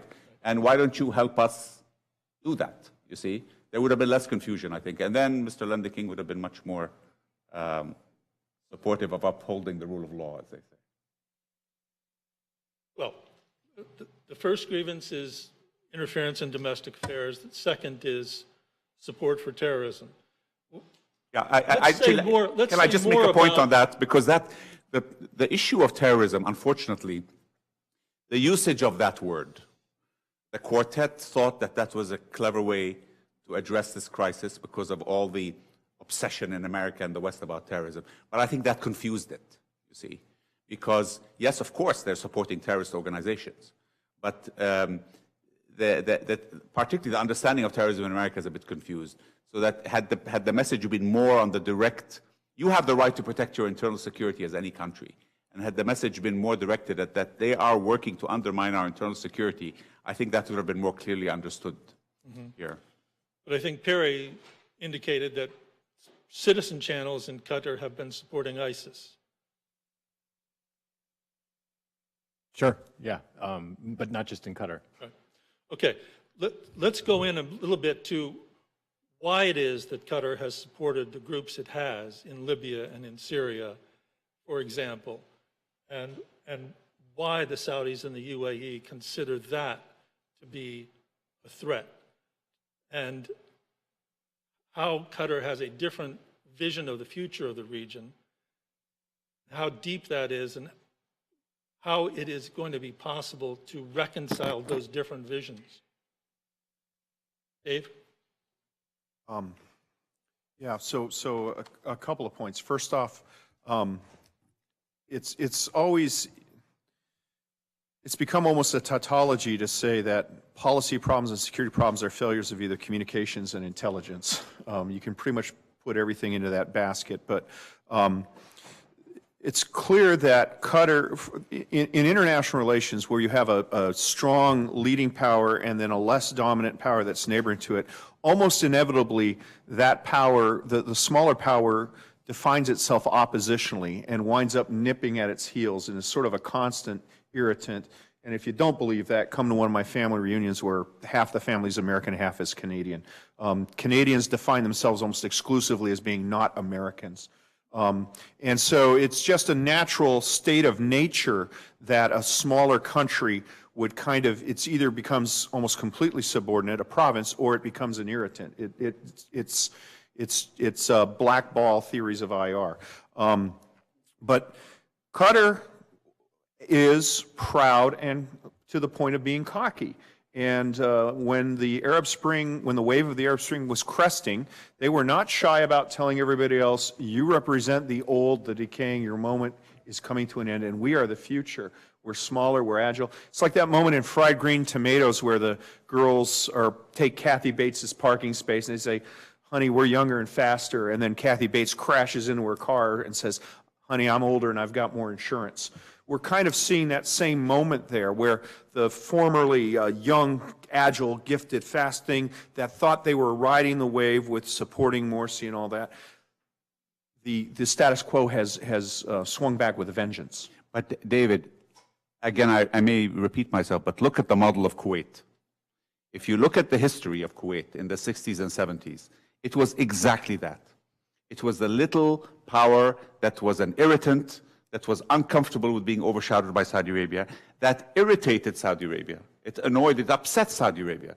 But there was never a cut of relations, there was never any hostility, and that behavior stopped after the invasion of Kuwait. So my point is that the Gulf countries and Saudi Arabia would not have reacted with the extreme anger that they've reacted now if that had not crossed the line from being an irritant to being an active agent of subversion. And, you know, whether what they were doing, now the Qataris also another, if you want, an irritant. I mean, the Qataris were talking about the wave of the future and democracy, when Qatar itself is a total, you know, autocracy like everybody else. So when they talk about freedom of the press for Jazeera, for example, well, they allow the Saudi opposition to go on Jazeera, but the Qatari opposition never, you know, sees the light of day. In fact, a poet in Qatar who had criticized the emir and called for the Arab Spring to come to Qatar was thrown in jail for 5 years. So this nonsense. There's a very interesting YouTube clip for President Obama. He said, I had the emir of Qatar today, and he's a powerful man. And you know, he's been saying democracy, democracy, democracy all over the Arab world, which is great, but Qatar itself is the democracy. So there's a bit of nonsense and hypocrisy there that shouldn't be confused. And had they said that, even that wouldn't have irritated. It was crossing the red line of subversion that blew this relationship up. I don't think we're in that much of disagreement, but one of the things I would note, I think that there was a communications plan in place to make the case against Qatar, at least in the West. There were articles by key leaders. There was a big conference with the Foundation of Defense of Democracies that tied Qatar in with Hamas that seemed to tap into a substantial American domestic thing. What was unusual was it seemed that the blockade was imposed before there was really an alternative and a clear option for the Qataris other than surrender. On June 5th, most of the commentators were comparing the quartet's demands to the demands that Austria-Hungary made on Serbia. That seemed to be the most relevant in 1914. That seemed to be the most relevant thing. And the demands were, quite frankly, unachievable by a state that wishes to remain sovereign. So it seemed that the aim was regime change. But you don't put forward regime change unless you have an alternative regime ready to go. We've learned that to our great expense. We've had this conference in London. We've had a cousin of Hamad. It is puzzling to me that you didn't have that done before the imposition of the blockade. And the measures that you said, the communication measures, the resettlement demands, that could have been done as well. So it leads me to believe that there was either gross disorganization or some sort of existential threat, perceived or otherwise, that led to premature action. Look, I think regime change is something that the Gulf countries take with great caution. So it is being talked about now, but underlying it, I think if the father, and this is my personal opinion, but if the father emir retires actually from the picture, I think things can be solved quite quickly with the existing government. So, you know, the concept of regime change is something that the Gulf countries have been very careful about not playing for a very long time. So I still think that, you know, there are tactical things. For example, unfortunately, in the 13 points that were made, one of the points was closing down Al Jazeera, which gave the Qataris a big public relations coup because they were able to turn around and say, you want to close down the free press, and every journalist in the world suddenly started to, you know, went to their side.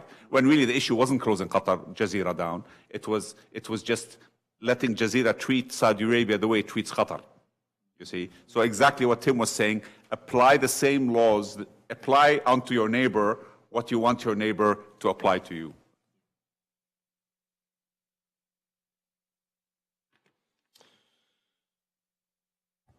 All right, well, did you want to say something, Ali? No. Okay. Well, you come back to this question that I think is extremely important for Americans, and like the Iran issue as well. The Department of the Treasury has commented about the performance of various states in terms of curbing the flow of money. to extremists and terrorists. And Tim said that there's improvement at various levels everywhere. So that concept of various levels of improvement is something that we might discuss. Qatar has been, I mean, if you want to... they've been considered to be lagging behind the Saudis, but there is an agreement with Tillerson, and there is a new Qatari law. Ali, I think you said it was being implemented slowly, but can we talk about that? And how important that would be to Saudi Arabia and the UAE if there were progress on that, and how important would it be to the U.S.? I mean, let me just give an example of an issue like that. The Financial Times broke a story about a month into the crisis, which talked about a ransom of $1 billion being paid by the Qataris to Shia and Sunni militia in Iraq. Now, and this was validated by a third party, which was the Prime Minister of Iraq, because he came out and said that the Iraqi government had caught Qatari diplomats trying to smuggle $500 million in cash to give to the Hashd al-Sha'bi as a ransom. The Qataris came out and said, no, this was money that we're going to give as aid to the Iraqi government. If you want to give aid to the Iraqi government, you transfer from your central bank to your central bank. You don't carry $500 million in cash, right? So that sort of behavior and money, those $1 billion, part of it ended up with Sunni jihadis, and part of it ended up with Iranian-supported Hashd Sha'bi.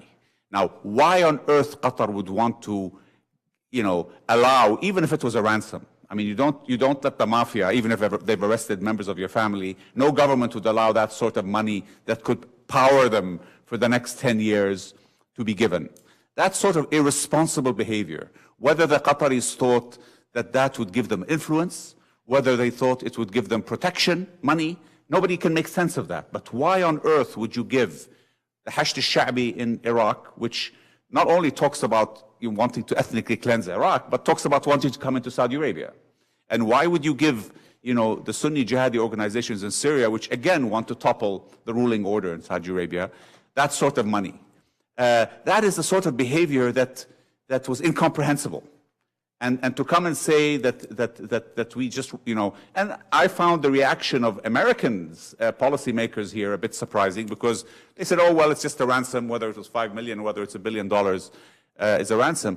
And I said, this is a epoch-changing amount of money that you can deploy in a totally irresponsible manner.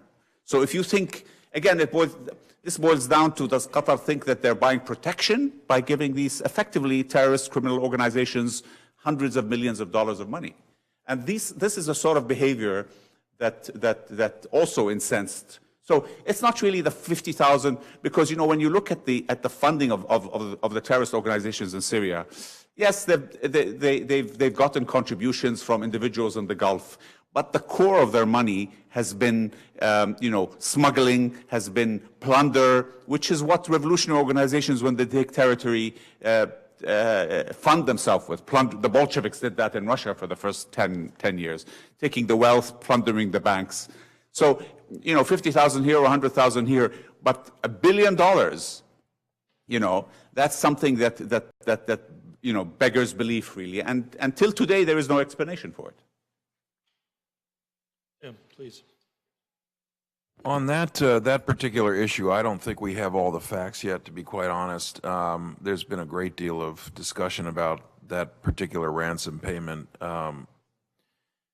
Again, I don't think we have all the, I think we still don't have all the facts on that. What facts do you have?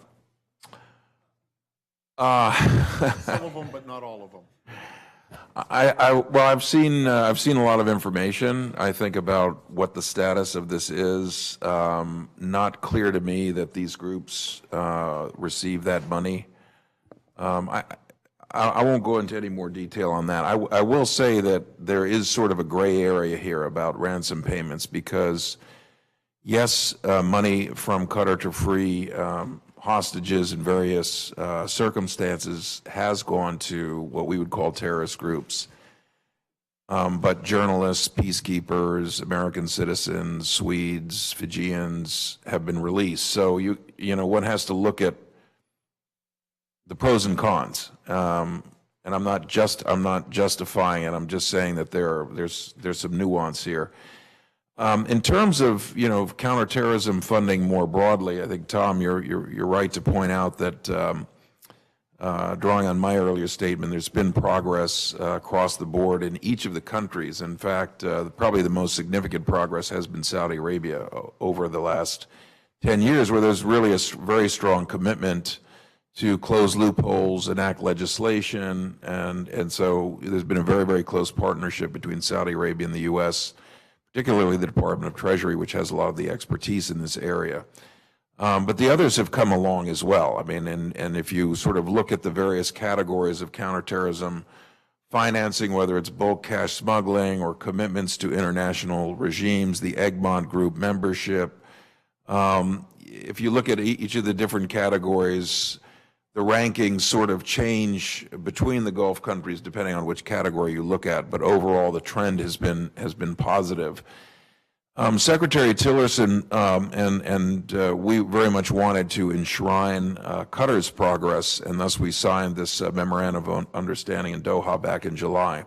And that sort of pulled together a lot of initiatives that we had been working on with Qatar that had been stalled or were slowed down for various reasons, not necessarily Qatar's, but also on our part. So it was a great opportunity to really focus on these issues and accelerate. And so we put a very rigorous timeline in terms of the things that we wanted to accomplish, and that all is working quite well, I would say. This doesn't address all of the concerns of the 13 demands. Our MOU doesn't necessarily tackle some of the broader regional engagements where funding goes to Libya and Syria, et cetera, but it's an excellent start. And I think there's been a lot of commitment shown. Now, we don't necessarily want to do MOUs with every country. That's not necessarily the best vehicle, but we want to use this process, always, turning crisis into opportunity to focus each of the countries to accelerate their own efforts. Again, progress has been made, but more work needs to be done across the board. So that's an area I think that we're looking at down the road. Again, the point I made, this dispute doesn't get better with time. So, I think we're also of the view that until the parties can talk to themselves directly, not much progress is going to be made. So that's what we're very eager to see. Get the parties in the room together and let them work on this. Because again, my point being and I think Ali also agrees with this, that the resolution is going to be local. There's going to be a decision made to work through this. And we're trying to support that as best we can. And so whether we serve as a guarantor, I think there's openness to that. We haven't been approached specifically to do that in any formal way, but I think, the U.S. is ready to lend its support behind an agreement. Many of the elements may be found in the 2013, 2014 agreements. Okay, clearly that didn't work. The arbitration mechanisms that were enshrined in the Riyadh agreements before were not used in this particular instance.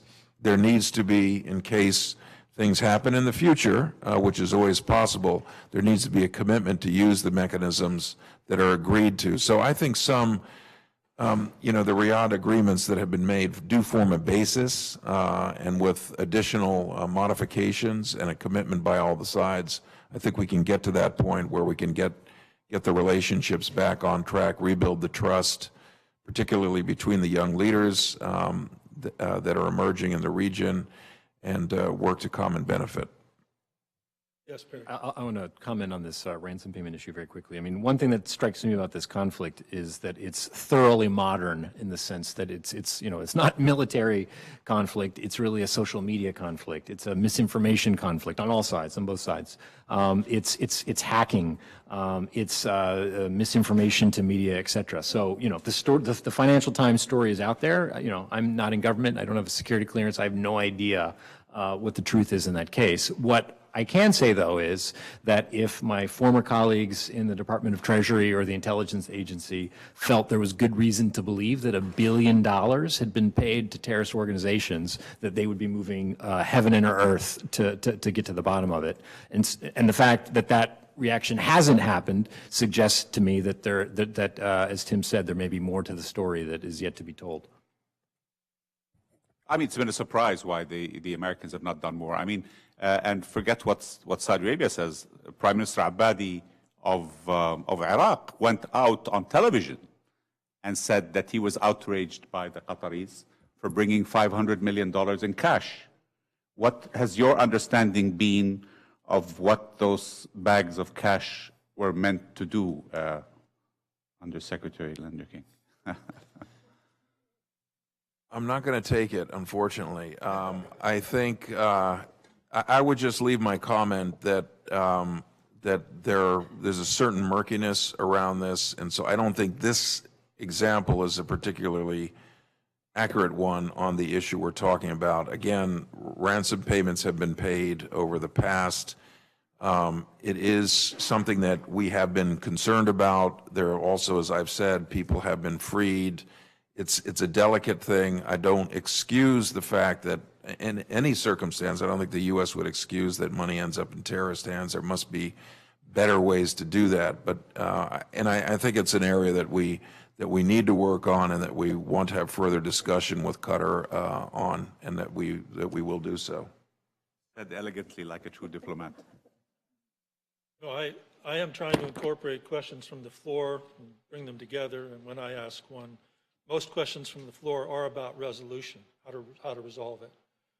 But before we get there, some of the questions are very specific about the 3 grievances. And one of them is to explain the differences of opinion that the Saudis and the Emiratis on one hand have and the Qataris have on the other hand about the Muslim Brotherhood in the region. Jack, can you talk to that? Anyone, everyone. I don't know. I can take a first crack, and then Ali can agree or disagree. To me, what is quite interesting is that if you look kind of in the pre-2011 period, just how significantly views on the Muslim Brotherhood have shifted in many of the Gulf states since 2011, and I think it's leaders looking around and seeing revolutions. It's seeing a region on fire, and it's a sense that we're not going to take chances with revolutionary groups. But I mean, it was only a couple years ago that the Brotherhood had openly had political parties in Bahrain, in Kuwait, the Sahwa movement in Saudi Arabia. It was not a formal chapter of the Brotherhood in Saudi Arabia, but it clearly had influence there. It really was the UAE prior to 2011 that took a particularly harsh line on political Islam, shall we say. The Qataris have long been kind of outspoken proponents of it. We talked about the relationship with Hamas. Et cetera, et cetera. But in some ways, I think what's happened is that the Emirati view on the MB has been adopted by many of the other, or at least a couple of the other GCC states.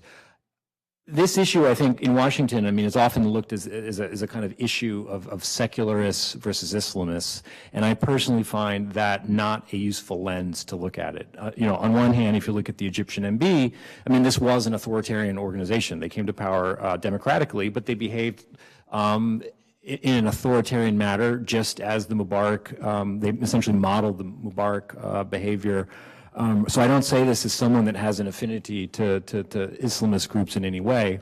On the other hand, many of the so-called secularist movements that we're talking about in the region, many of them don't share either liberal views. Many of them are anti-democratic. Many of them are kind of even anti-Western. So for me, again, I go back to where I started, that in some ways there is a competition about a kind of vision of where the Middle East should go. Unfortunately, I think it tends to be a zero-sum game on both sides, that there's very little space in this regional competition for a kind of a plurality of views. And until regional leaders address that fundamental gap, and we see it in the GCC, but we see it in many other contexts as well, I'm afraid that we're going to be stuck in these kind of power play, zero-sum political competitions.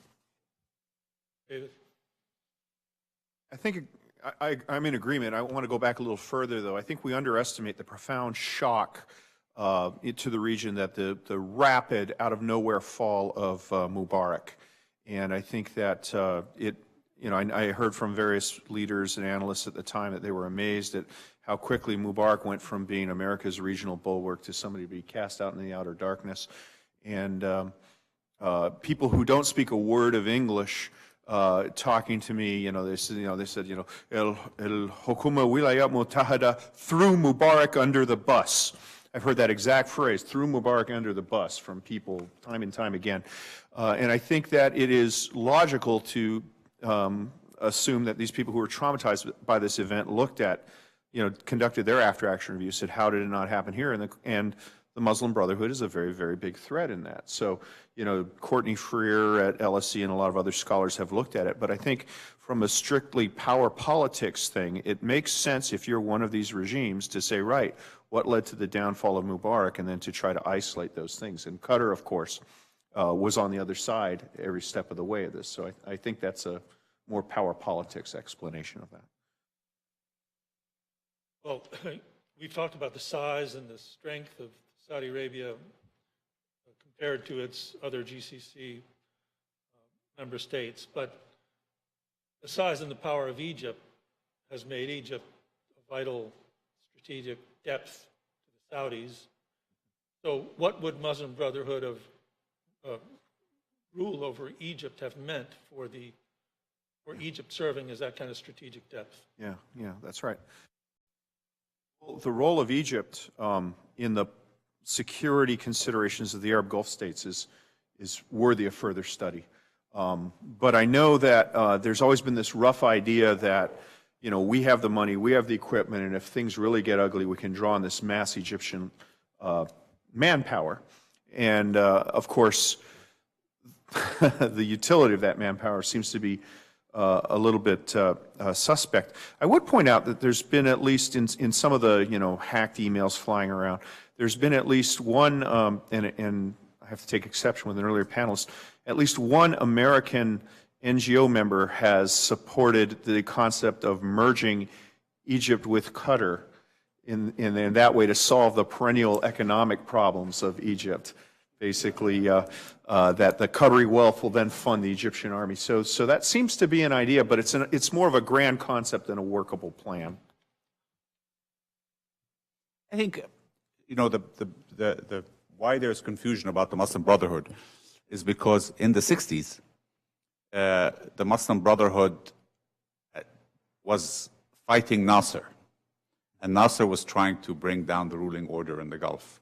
So the Saudi government welcomed them in, gave them jobs in universities and schools, and only recognized decades later that they had brought a level of political thinking into conservative, if you want the religious establishment there, into the conservative religious establishment, the level of political thinking and sophistication and transnationalism in the political sense. The Saudi religious establishment had always been wanting to promote the faith, but King Abdulaziz, when he set up the Saudi state, he purposefully did not take on the title of caliph, even though that was an opportune time for him because the caliphate had fallen down and he had taken control of Mecca and Medina, and many people actually raised that possibility. And he wanted to send a message that Saudi Arabia does not aspire to transnational expansion. And in fact, there was an internal civil war with what were called the Ikhwan, which were the sort of very right-wing Wahhabi warriors that wanted to take that. So when the Muslim Brotherhood came in, by the time of the early 90s, the Saudi government realized that they had infected what became called the Sahwa movement in Saudi Arabia, which was they had helped create a politically much more active clerical class that looked to sort of a transnational Muslim state. So I think they began to be worried about them in the 90s. Obviously, that worry, now mind you, that worry reached an extreme when they took power in Egypt, because suddenly they had a platform of the largest, most important country in the region. And that's when, if you want, the alarm bells started to go off and everybody started to look in their backyard and see who was, because the Muslim Brotherhood is a bit of like a cult. And when it took control of a state as important as Egypt, suddenly the Emirates, Saudi Arabia, Bahrain, and other governments started to look with much more concern around them. Qatar, in its hubris, thought that it could somehow influence or control the Muslim Brotherhood. And I think that's a fundamental difference of opinion, because the Muslim Brotherhood can use Qatar and can use its platforms and can use its money, but Qatar will never be able to influence them. So I think the view was that the Qataris were playing a very dangerous game for themselves also, not just by supporting, funding, and giving the Muslim Brotherhood,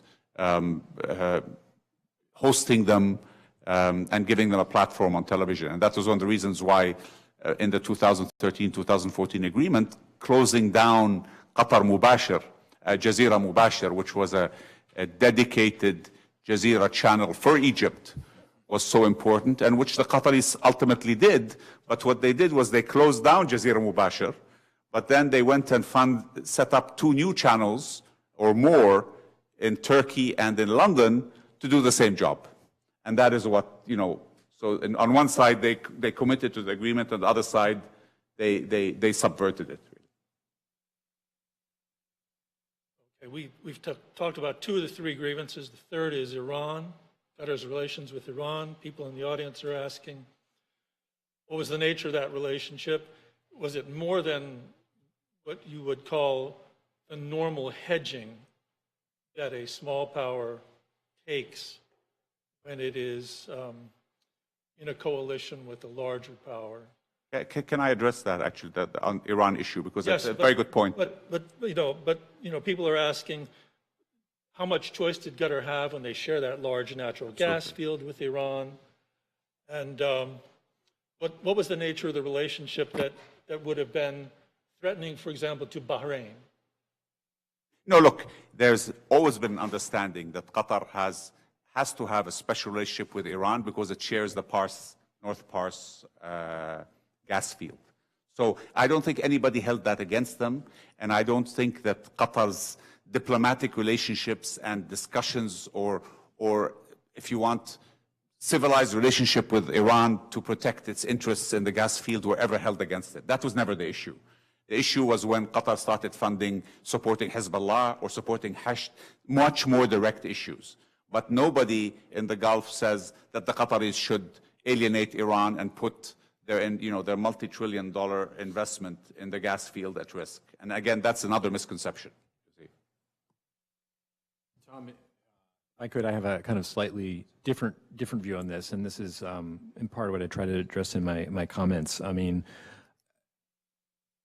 there were the grievances kind of publicly put forward by the coalition, and I think there are the grievances that are actually underlining this. And for me, the Iran issue has always been a bit of a red herring. I think it really, I mean, in some ways, Ali and I are calling it different things. I'm talking about kind of regional power competition. Ali is talking about a kind of direct interference. To me, that's the core of what this is. Iran was kind of a convenient buzzword here in Washington at the time. But just on the surface of it, if you look at, whether you look politically in terms of Oman's relations with Iran, if you look economically in terms of the Dubai relationship with Iran, both of these are kind of much more fundamental relations with Iran than Qatar has.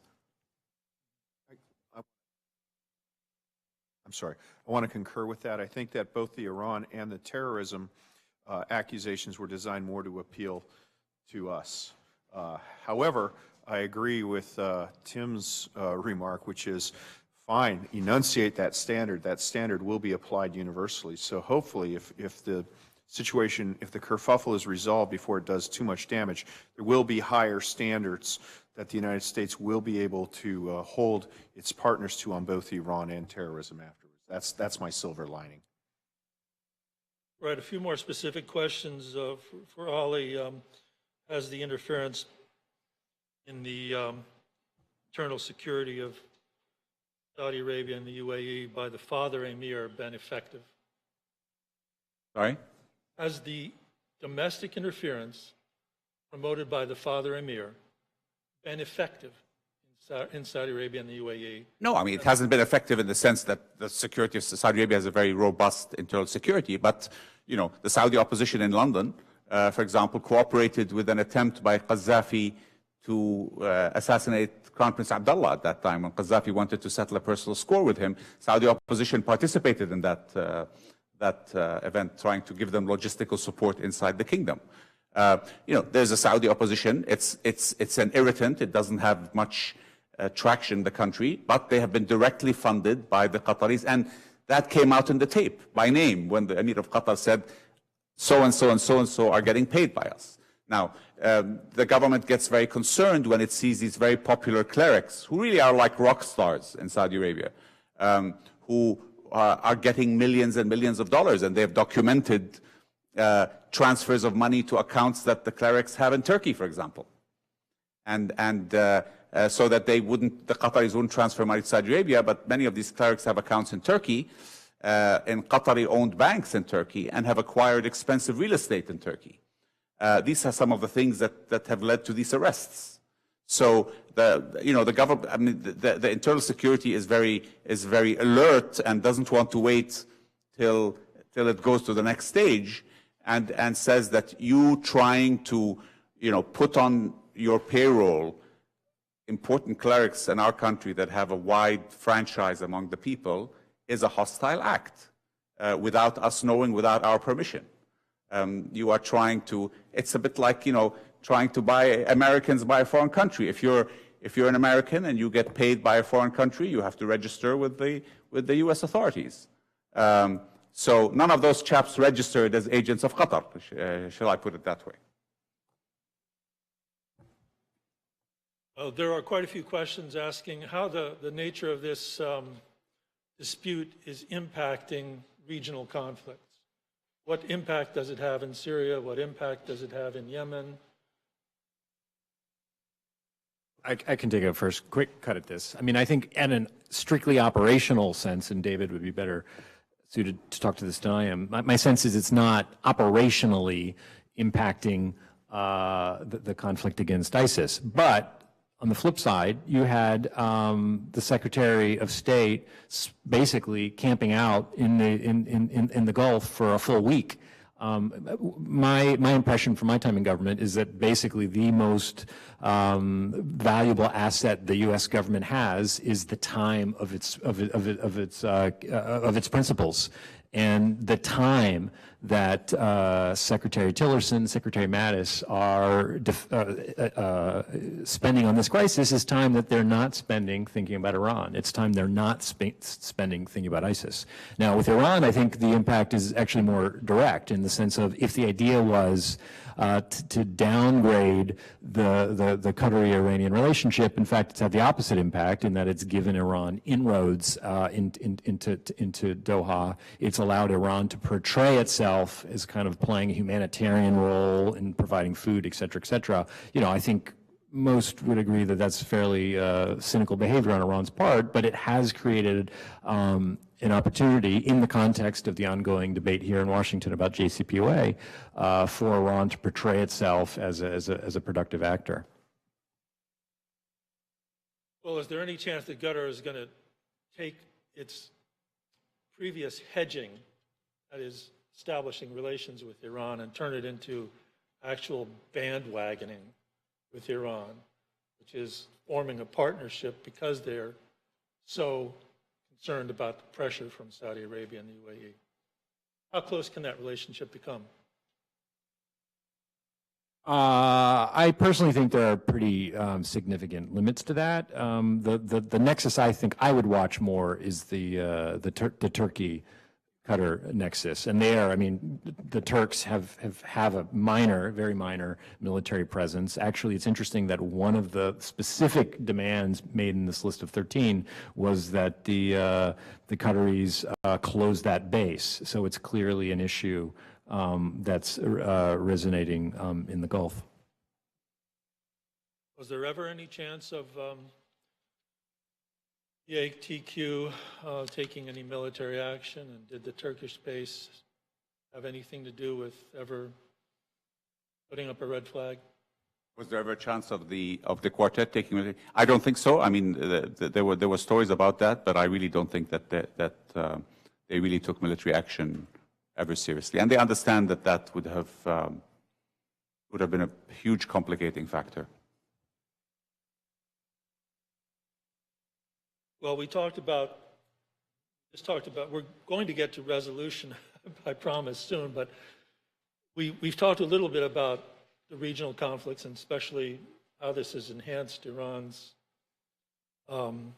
relationship with Qatar. But what has it meant for Turkey? What has it meant for Russia? And what has it meant for the United States?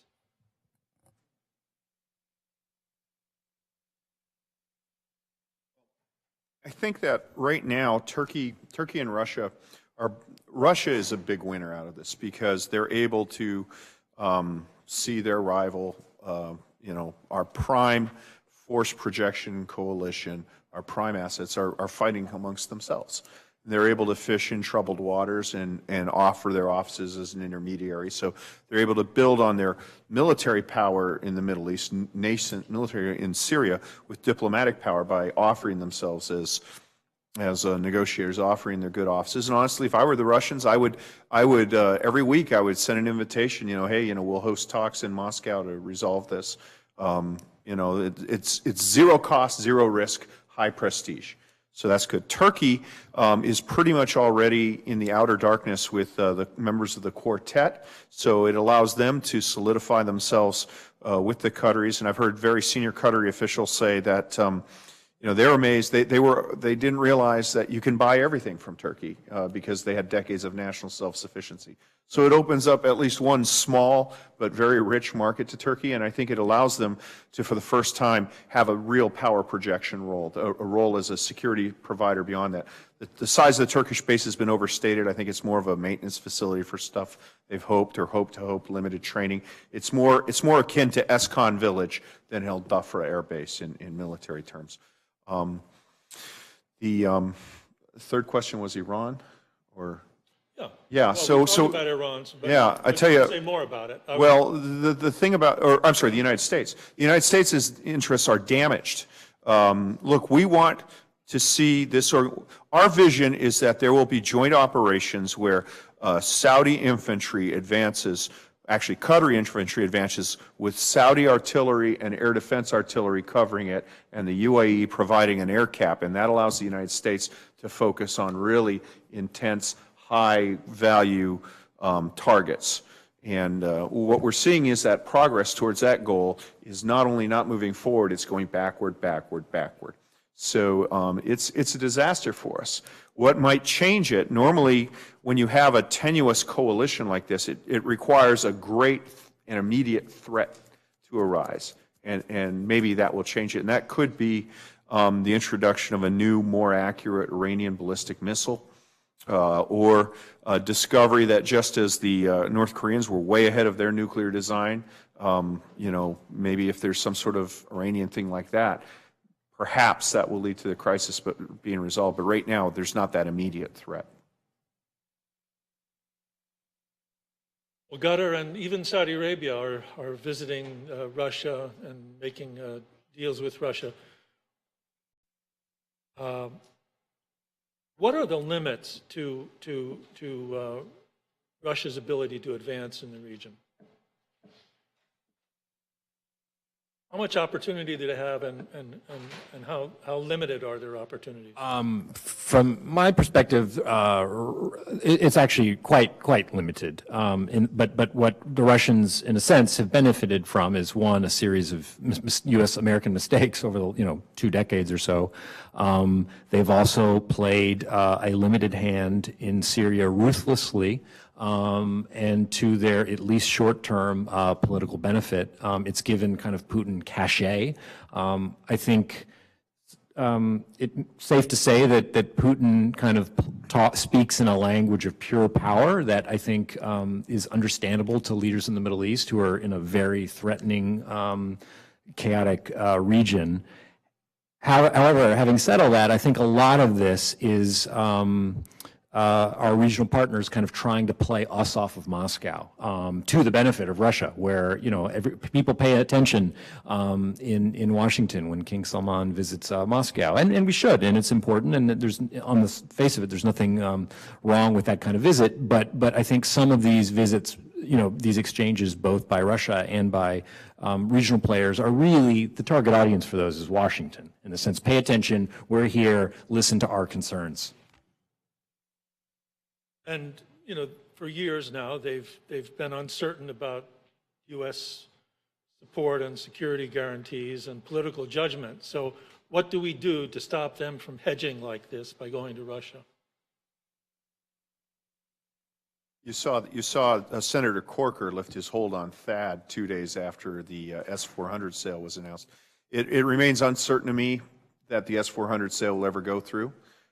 This does seem like some old Mickey Rooney, Judy Garland movie where, you go out with one girl to get the other girl's attention and make her jealous. I agree that they're trying to leverage us for technology release. But, I think that at least particularly from a Saudi assessment, when you look at how close the most recent vote was on precision munition sales to Saudi Arabia, and this is divorced from the GCC crisis, it's concern over the war in Yemen. I think that it is prudent to say, hey, the United Kingdom probably will stop defense exports. Canada is probably in the person doing that. Perhaps we do need to legitimately diversify our supporters. But I don't think the United States is at that point yet with Saudi Arabia.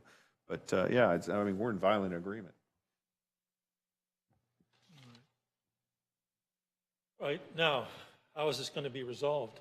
If Qatar did everything that's been demanded except close down Al Jazeera, would that be enough, Ali? It doesn't have to close down Jazeera, in my view. It just has to abide by the agreements in terms of how Al Jazeera behaves, really. As I said, I think my personal opinion is that, and it's very good to hear Tim say that America would be open to that, is that if America became a party to a third variation of the 2013-2014 agreements, I think that would solve it.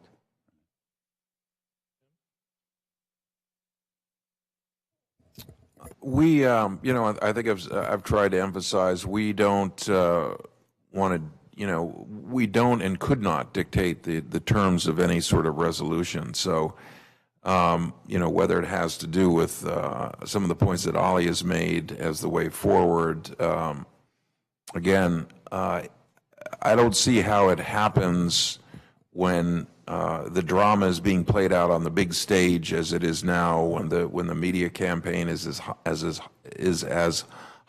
it is. That's why we've asked the parties to simmer down on the media attacks. I mean, I think what people who have been around the Gulf a lot longer than I have described sort of an unprecedented level of vitriol in the social media attacks. It's personal, it's humiliating.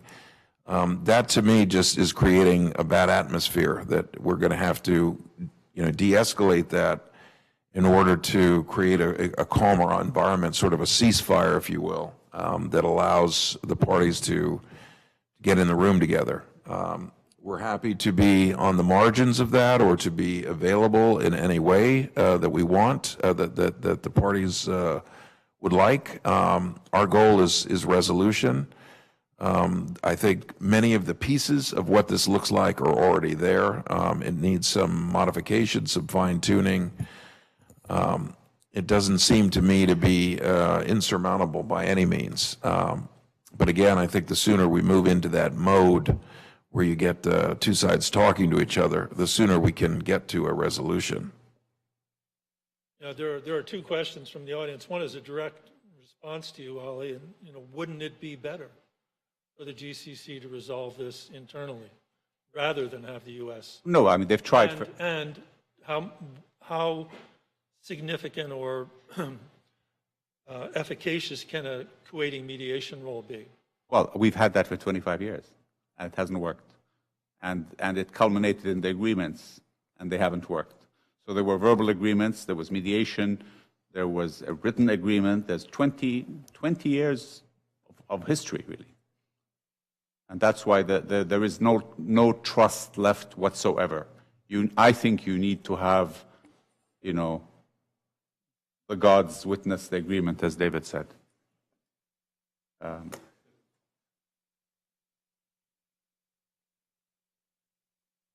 Well, here's a question. Would there be any implications for this conflict if Saudi King Salman were to abdicate and Mohammed bin Salman were to ascend? No, I think this whole discussion of abdication is actually completely off mark. There is no reason for the king to abdicate. From minute one, he has taken sort of a chairman of the board approach, and the crown prince and the deputy crown prince in the early days, and now the crown prince effectively are running the show day to day, and there is no indication that will happen, nor is that logical for either party. But it's a rumor that's somehow come out, and some think tanks and political consultancies have written extensively about it, and it's spread like virally through even financial markets, and traders have been betting on it, but it's not going to happen. And it won't make any difference. I mean, clearly the king and crown prince obviously are as close as can be in terms of policy. So. And at least one person in the audience thinks it can't be resolved. The rifts are way too deep. It's over for the GCC. In some sense, unfortunately, I agree. I mean, I think there's two elements to this. I think there's a kind of public political reconciliation, or de-escalation rather, which is enough to kind of essentially what we've talked about, kind of take this behind closed doors. That I think is possible, and I think over time maybe even likely, because fundamentally there is a power disparity between kind of Saudi Arabia, UAE on one side, Qatar on the other. But if the question is, can there actually be a social, personal reconciliation which allows a kind of shared vision of what the GCC can be, then in that case, unfortunately, I tend to agree with the question that kind of that the wounds have become so deep, the conflict has become so bitter, that kind of reconciliation, I think, is hard to see for at least the foreseeable future. I think it's easily reconcilable, really. I mean, the Arabs reconciled with Nasser of Egypt after '67, and things were much, much worse. So I think certainly, yes, there's vitriol in this, but there is very, very easy to accept them back into the fold if they behave. So I don't see it as irreconcilable at all, really. Harry, didn't you say in an article that it has to be resolved through concessions, but not through capitulation? And so, why are you so pessimistic if you think there are concessions? Well, yeah, and I think what I meant by that is again just the power disparities between the two are that if you just kind of play out kind of game theory modeling of how this ends, I think it most likely does end with some probably pretty significant concessions made by Qatar to its more powerful neighbors. The question is, in a sense, the question is to the Saudis and the Emiratis is, do they give the political space for the Qataris to make those concessions in such a way that they can save face and say that we got the best deal that we could, and understanding that they'll get something, but they'll get far, far, far less than what was this original list of 13 demands. and I'm not, it remains to be seen. I think part of the problem with the vitriol on both sides is on both sides, folks are ratcheted up, and it becomes harder and harder to make concessions, particularly if this is kind of couched as existential struggle for the soul of the GCC. It becomes very hard to kind of climb down the ladder, so to speak. So I think what's really key here is kind of some exit ramps, a way to create space for the, I don't want to articulate, I don't have specific ideas about what those concessions might be, because that would depend obviously on the contours of the negotiation. But right now, it doesn't feel to me that there's space for these kind of face-saving concessions that would allow things to kind of come back together.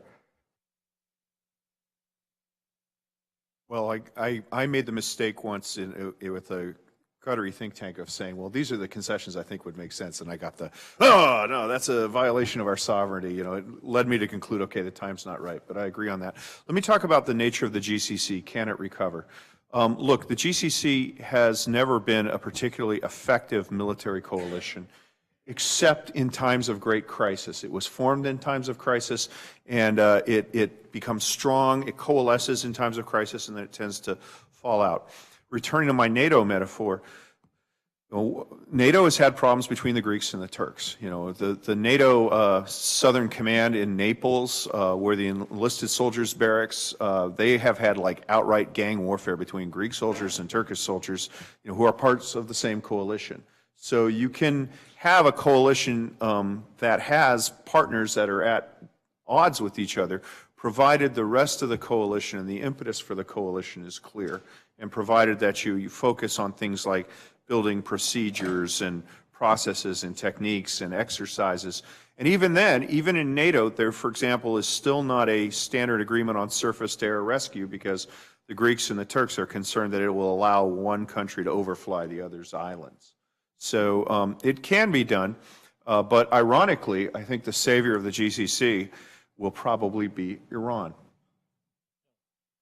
Dolly, you said before the meeting started that Qatar must see the survival of the Saudis as essential strategic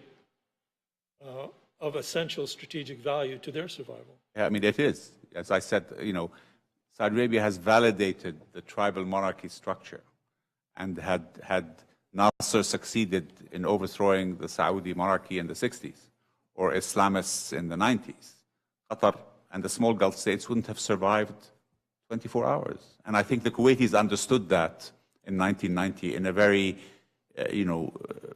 personal way. And that's what has changed their attitude and their approach to Saudi Arabia.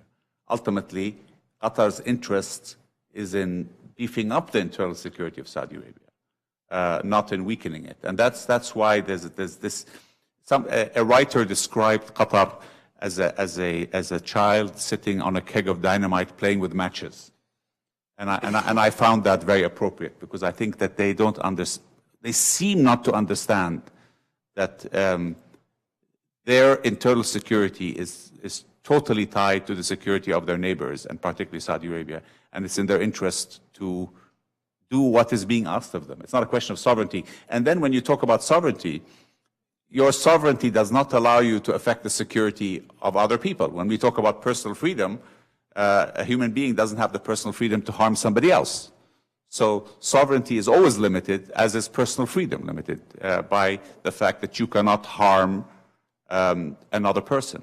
So it is confusing. I mean, people don't fully understand and have never fully understood, particularly the father, in his, what goes on in his mind and what has driven him to do what he has done, really. How has Oman managed to stay out of this? Are you asking me? Asking anybody. Rich, was the ambassador there? Oman happens to have a particularly wise leader who has been very successful in having a foreign policy which is friend to all, enemy to none. And so even when there have been cases where Oman has been a bit of an outlier in the GCC, it's always been done in a diplomatically appropriate way, in a way of appropriate deference, et cetera. So in other words, Oman, even though it does have many of the, you mentioned the relationship with Iran, it also it has other views on some of the issues within the GCC. I think it has, through the wisdom of Sultan Qaboos and the other leaders there, managed to maintain very positive relationships, even under circumstances where there is disagreement. So I think it's fundamentally different than the way Ali has described the perception of Qatar by these countries. No, I would agree with that. And I think to show you the degree of elasticity, if you want, in the behavior of the GCC towards its neighbors, there have been issues with Oman in the Yemen war, and there's been issues of smuggling across the Omani border from Iran. And those things are being resolved bilaterally and quietly with Oman.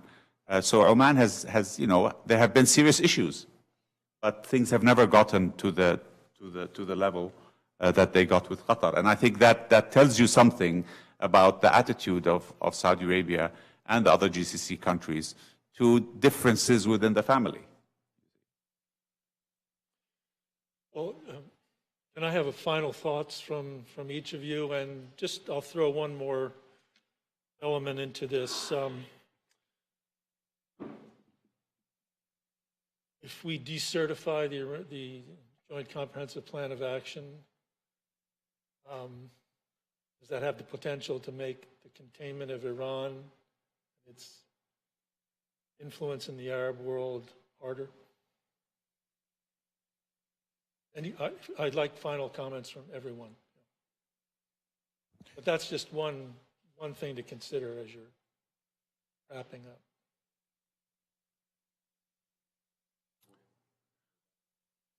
We can go. Okay, thank you. Thank you very much, Tom. I think we'll know more when the president speaks about the decisions on Iran. But clearly, this is an administration that has a very tough line on Iran. We're asked within the State Department and other agencies to game that out in very, very practical and tangible ways. What does that mean? Again, I referred to Iranian interference in really throughout the Arabian Peninsula, but of course in Lebanon and Syria. It's very destabilizing. I've talked about the Yemen conflict as a particular theater in which, because of a degree of chaos inside Lebanon that Al-Qaeda has been able to capitalize on, it's a relatively easy investment for Iran to continue to destabilize. And I think there's really zero tolerance for this kind of a malign activity in the Gulf. Question is how do we actually physically prevent it? And I think those are the options that the president is leading the Iran strategy on. But with regard to the Gulf crisis, I think the panel has agreed that the Iran issue is not necessarily the central piece here, and we haven't objected at any point in recently with the fact that some of the Gulf countries have relations with Iran and others don't. So that's, to us, is not a litmus test. It's what these countries do with that relationship, what they tolerate or don't tolerate, and I think there will be. Tom, to get to your point, I think there'll be increasing need to coordinate with each of the Gulf countries on its engagement with Iran, and we'll be looking to close the loopholes, just as we are with North Korea, where you see a number of the Gulf countries really battening down the hatches on some of the connections that they may have with North Korea that may be relics of a previous era, but where we've certainly ratcheted up, I think, the pressure. Coordination with these countries to minimize the contact with North Korea, and I think the same will be true with Iran. That we'll be looking for that type of very strong action. Points to why the GCC together works much better as a disparate group, works better as a coalition. These are maybe times of crisis that we may be heading into, as Dave refers to. This is a good opportunity for the GCC to work through this dispute, resolve these kind of differences, and provide the kind of bulwark to Iranian aggression that I think all of us, including the GCC countries, believe is important. Thank you. No, clearly we are entering into a period of increased tension with Iran. The view in the kingdom and with its neighbors is that Iran poses an existential threat to the ruling order.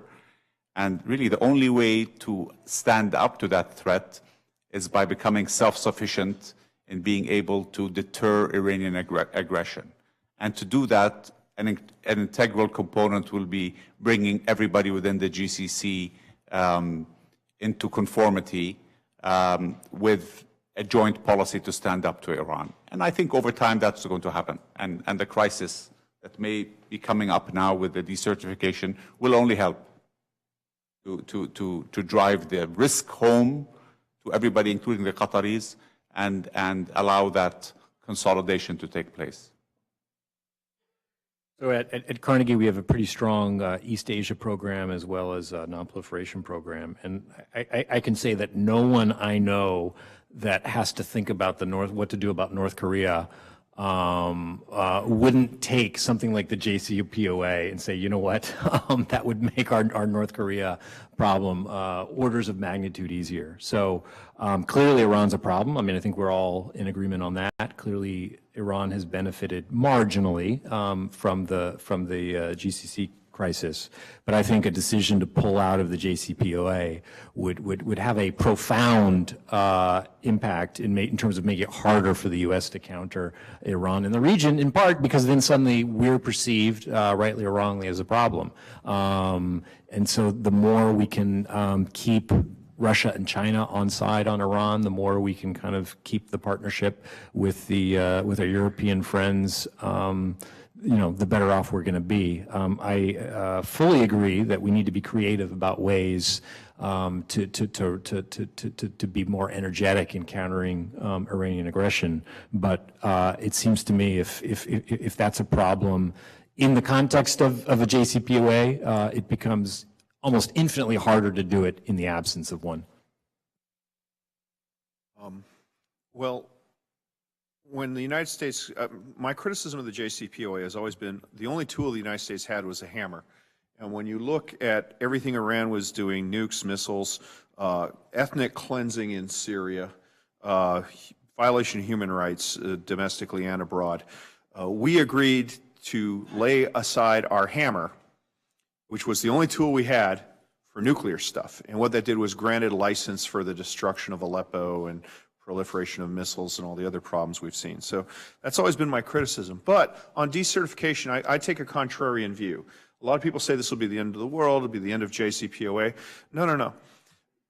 Certification is an inter-U.S. government parlor game, and it's helpful to go back to the origins of certification. Certification was invented by Democratic Congress to embarrass Ronald Reagan in the aftermath of the murder by the El Salvadoran security forces of Blessed Archbishop Oscar Romero and the Maryknoll sisters. And the Democratic Congress basically forced the president, attempting to embarrass him, to say, yes, El Salvador is making progress on human rights in order to continue military aid to El Salvador. So what that means is that if Congress, if the president decertifies the JCPOA, unless Iran picks it up and runs with it, it doesn't mean anything outside of the U.S. government. It can be ignored. It can be a nothing burger. I suspect that the president's motives, and I only have suspicion, is that first off, he doesn't want to be on record as saying this thing works because he campaigned against it. And secondly, he's pursuing this passive-aggressive strategy where if the Iran deal fails, it won't be because of him, knowing that if he renounces the Iran deal, he'll have a hard time getting the European allies to go along with him. But if the Iranians renounce the deal, they can't. So I think what he wants to do is up the threshold of embarrassment on the Iranian side so that they have to walk away, and then he can turn to the Europeans and say, snap back sanctions, time to snap back. So decertification itself doesn't have to be a crisis. It really is only, inter-American reindeer games. Rich? I guess I would just only add as a final thank you to our panelists and to you, Tom.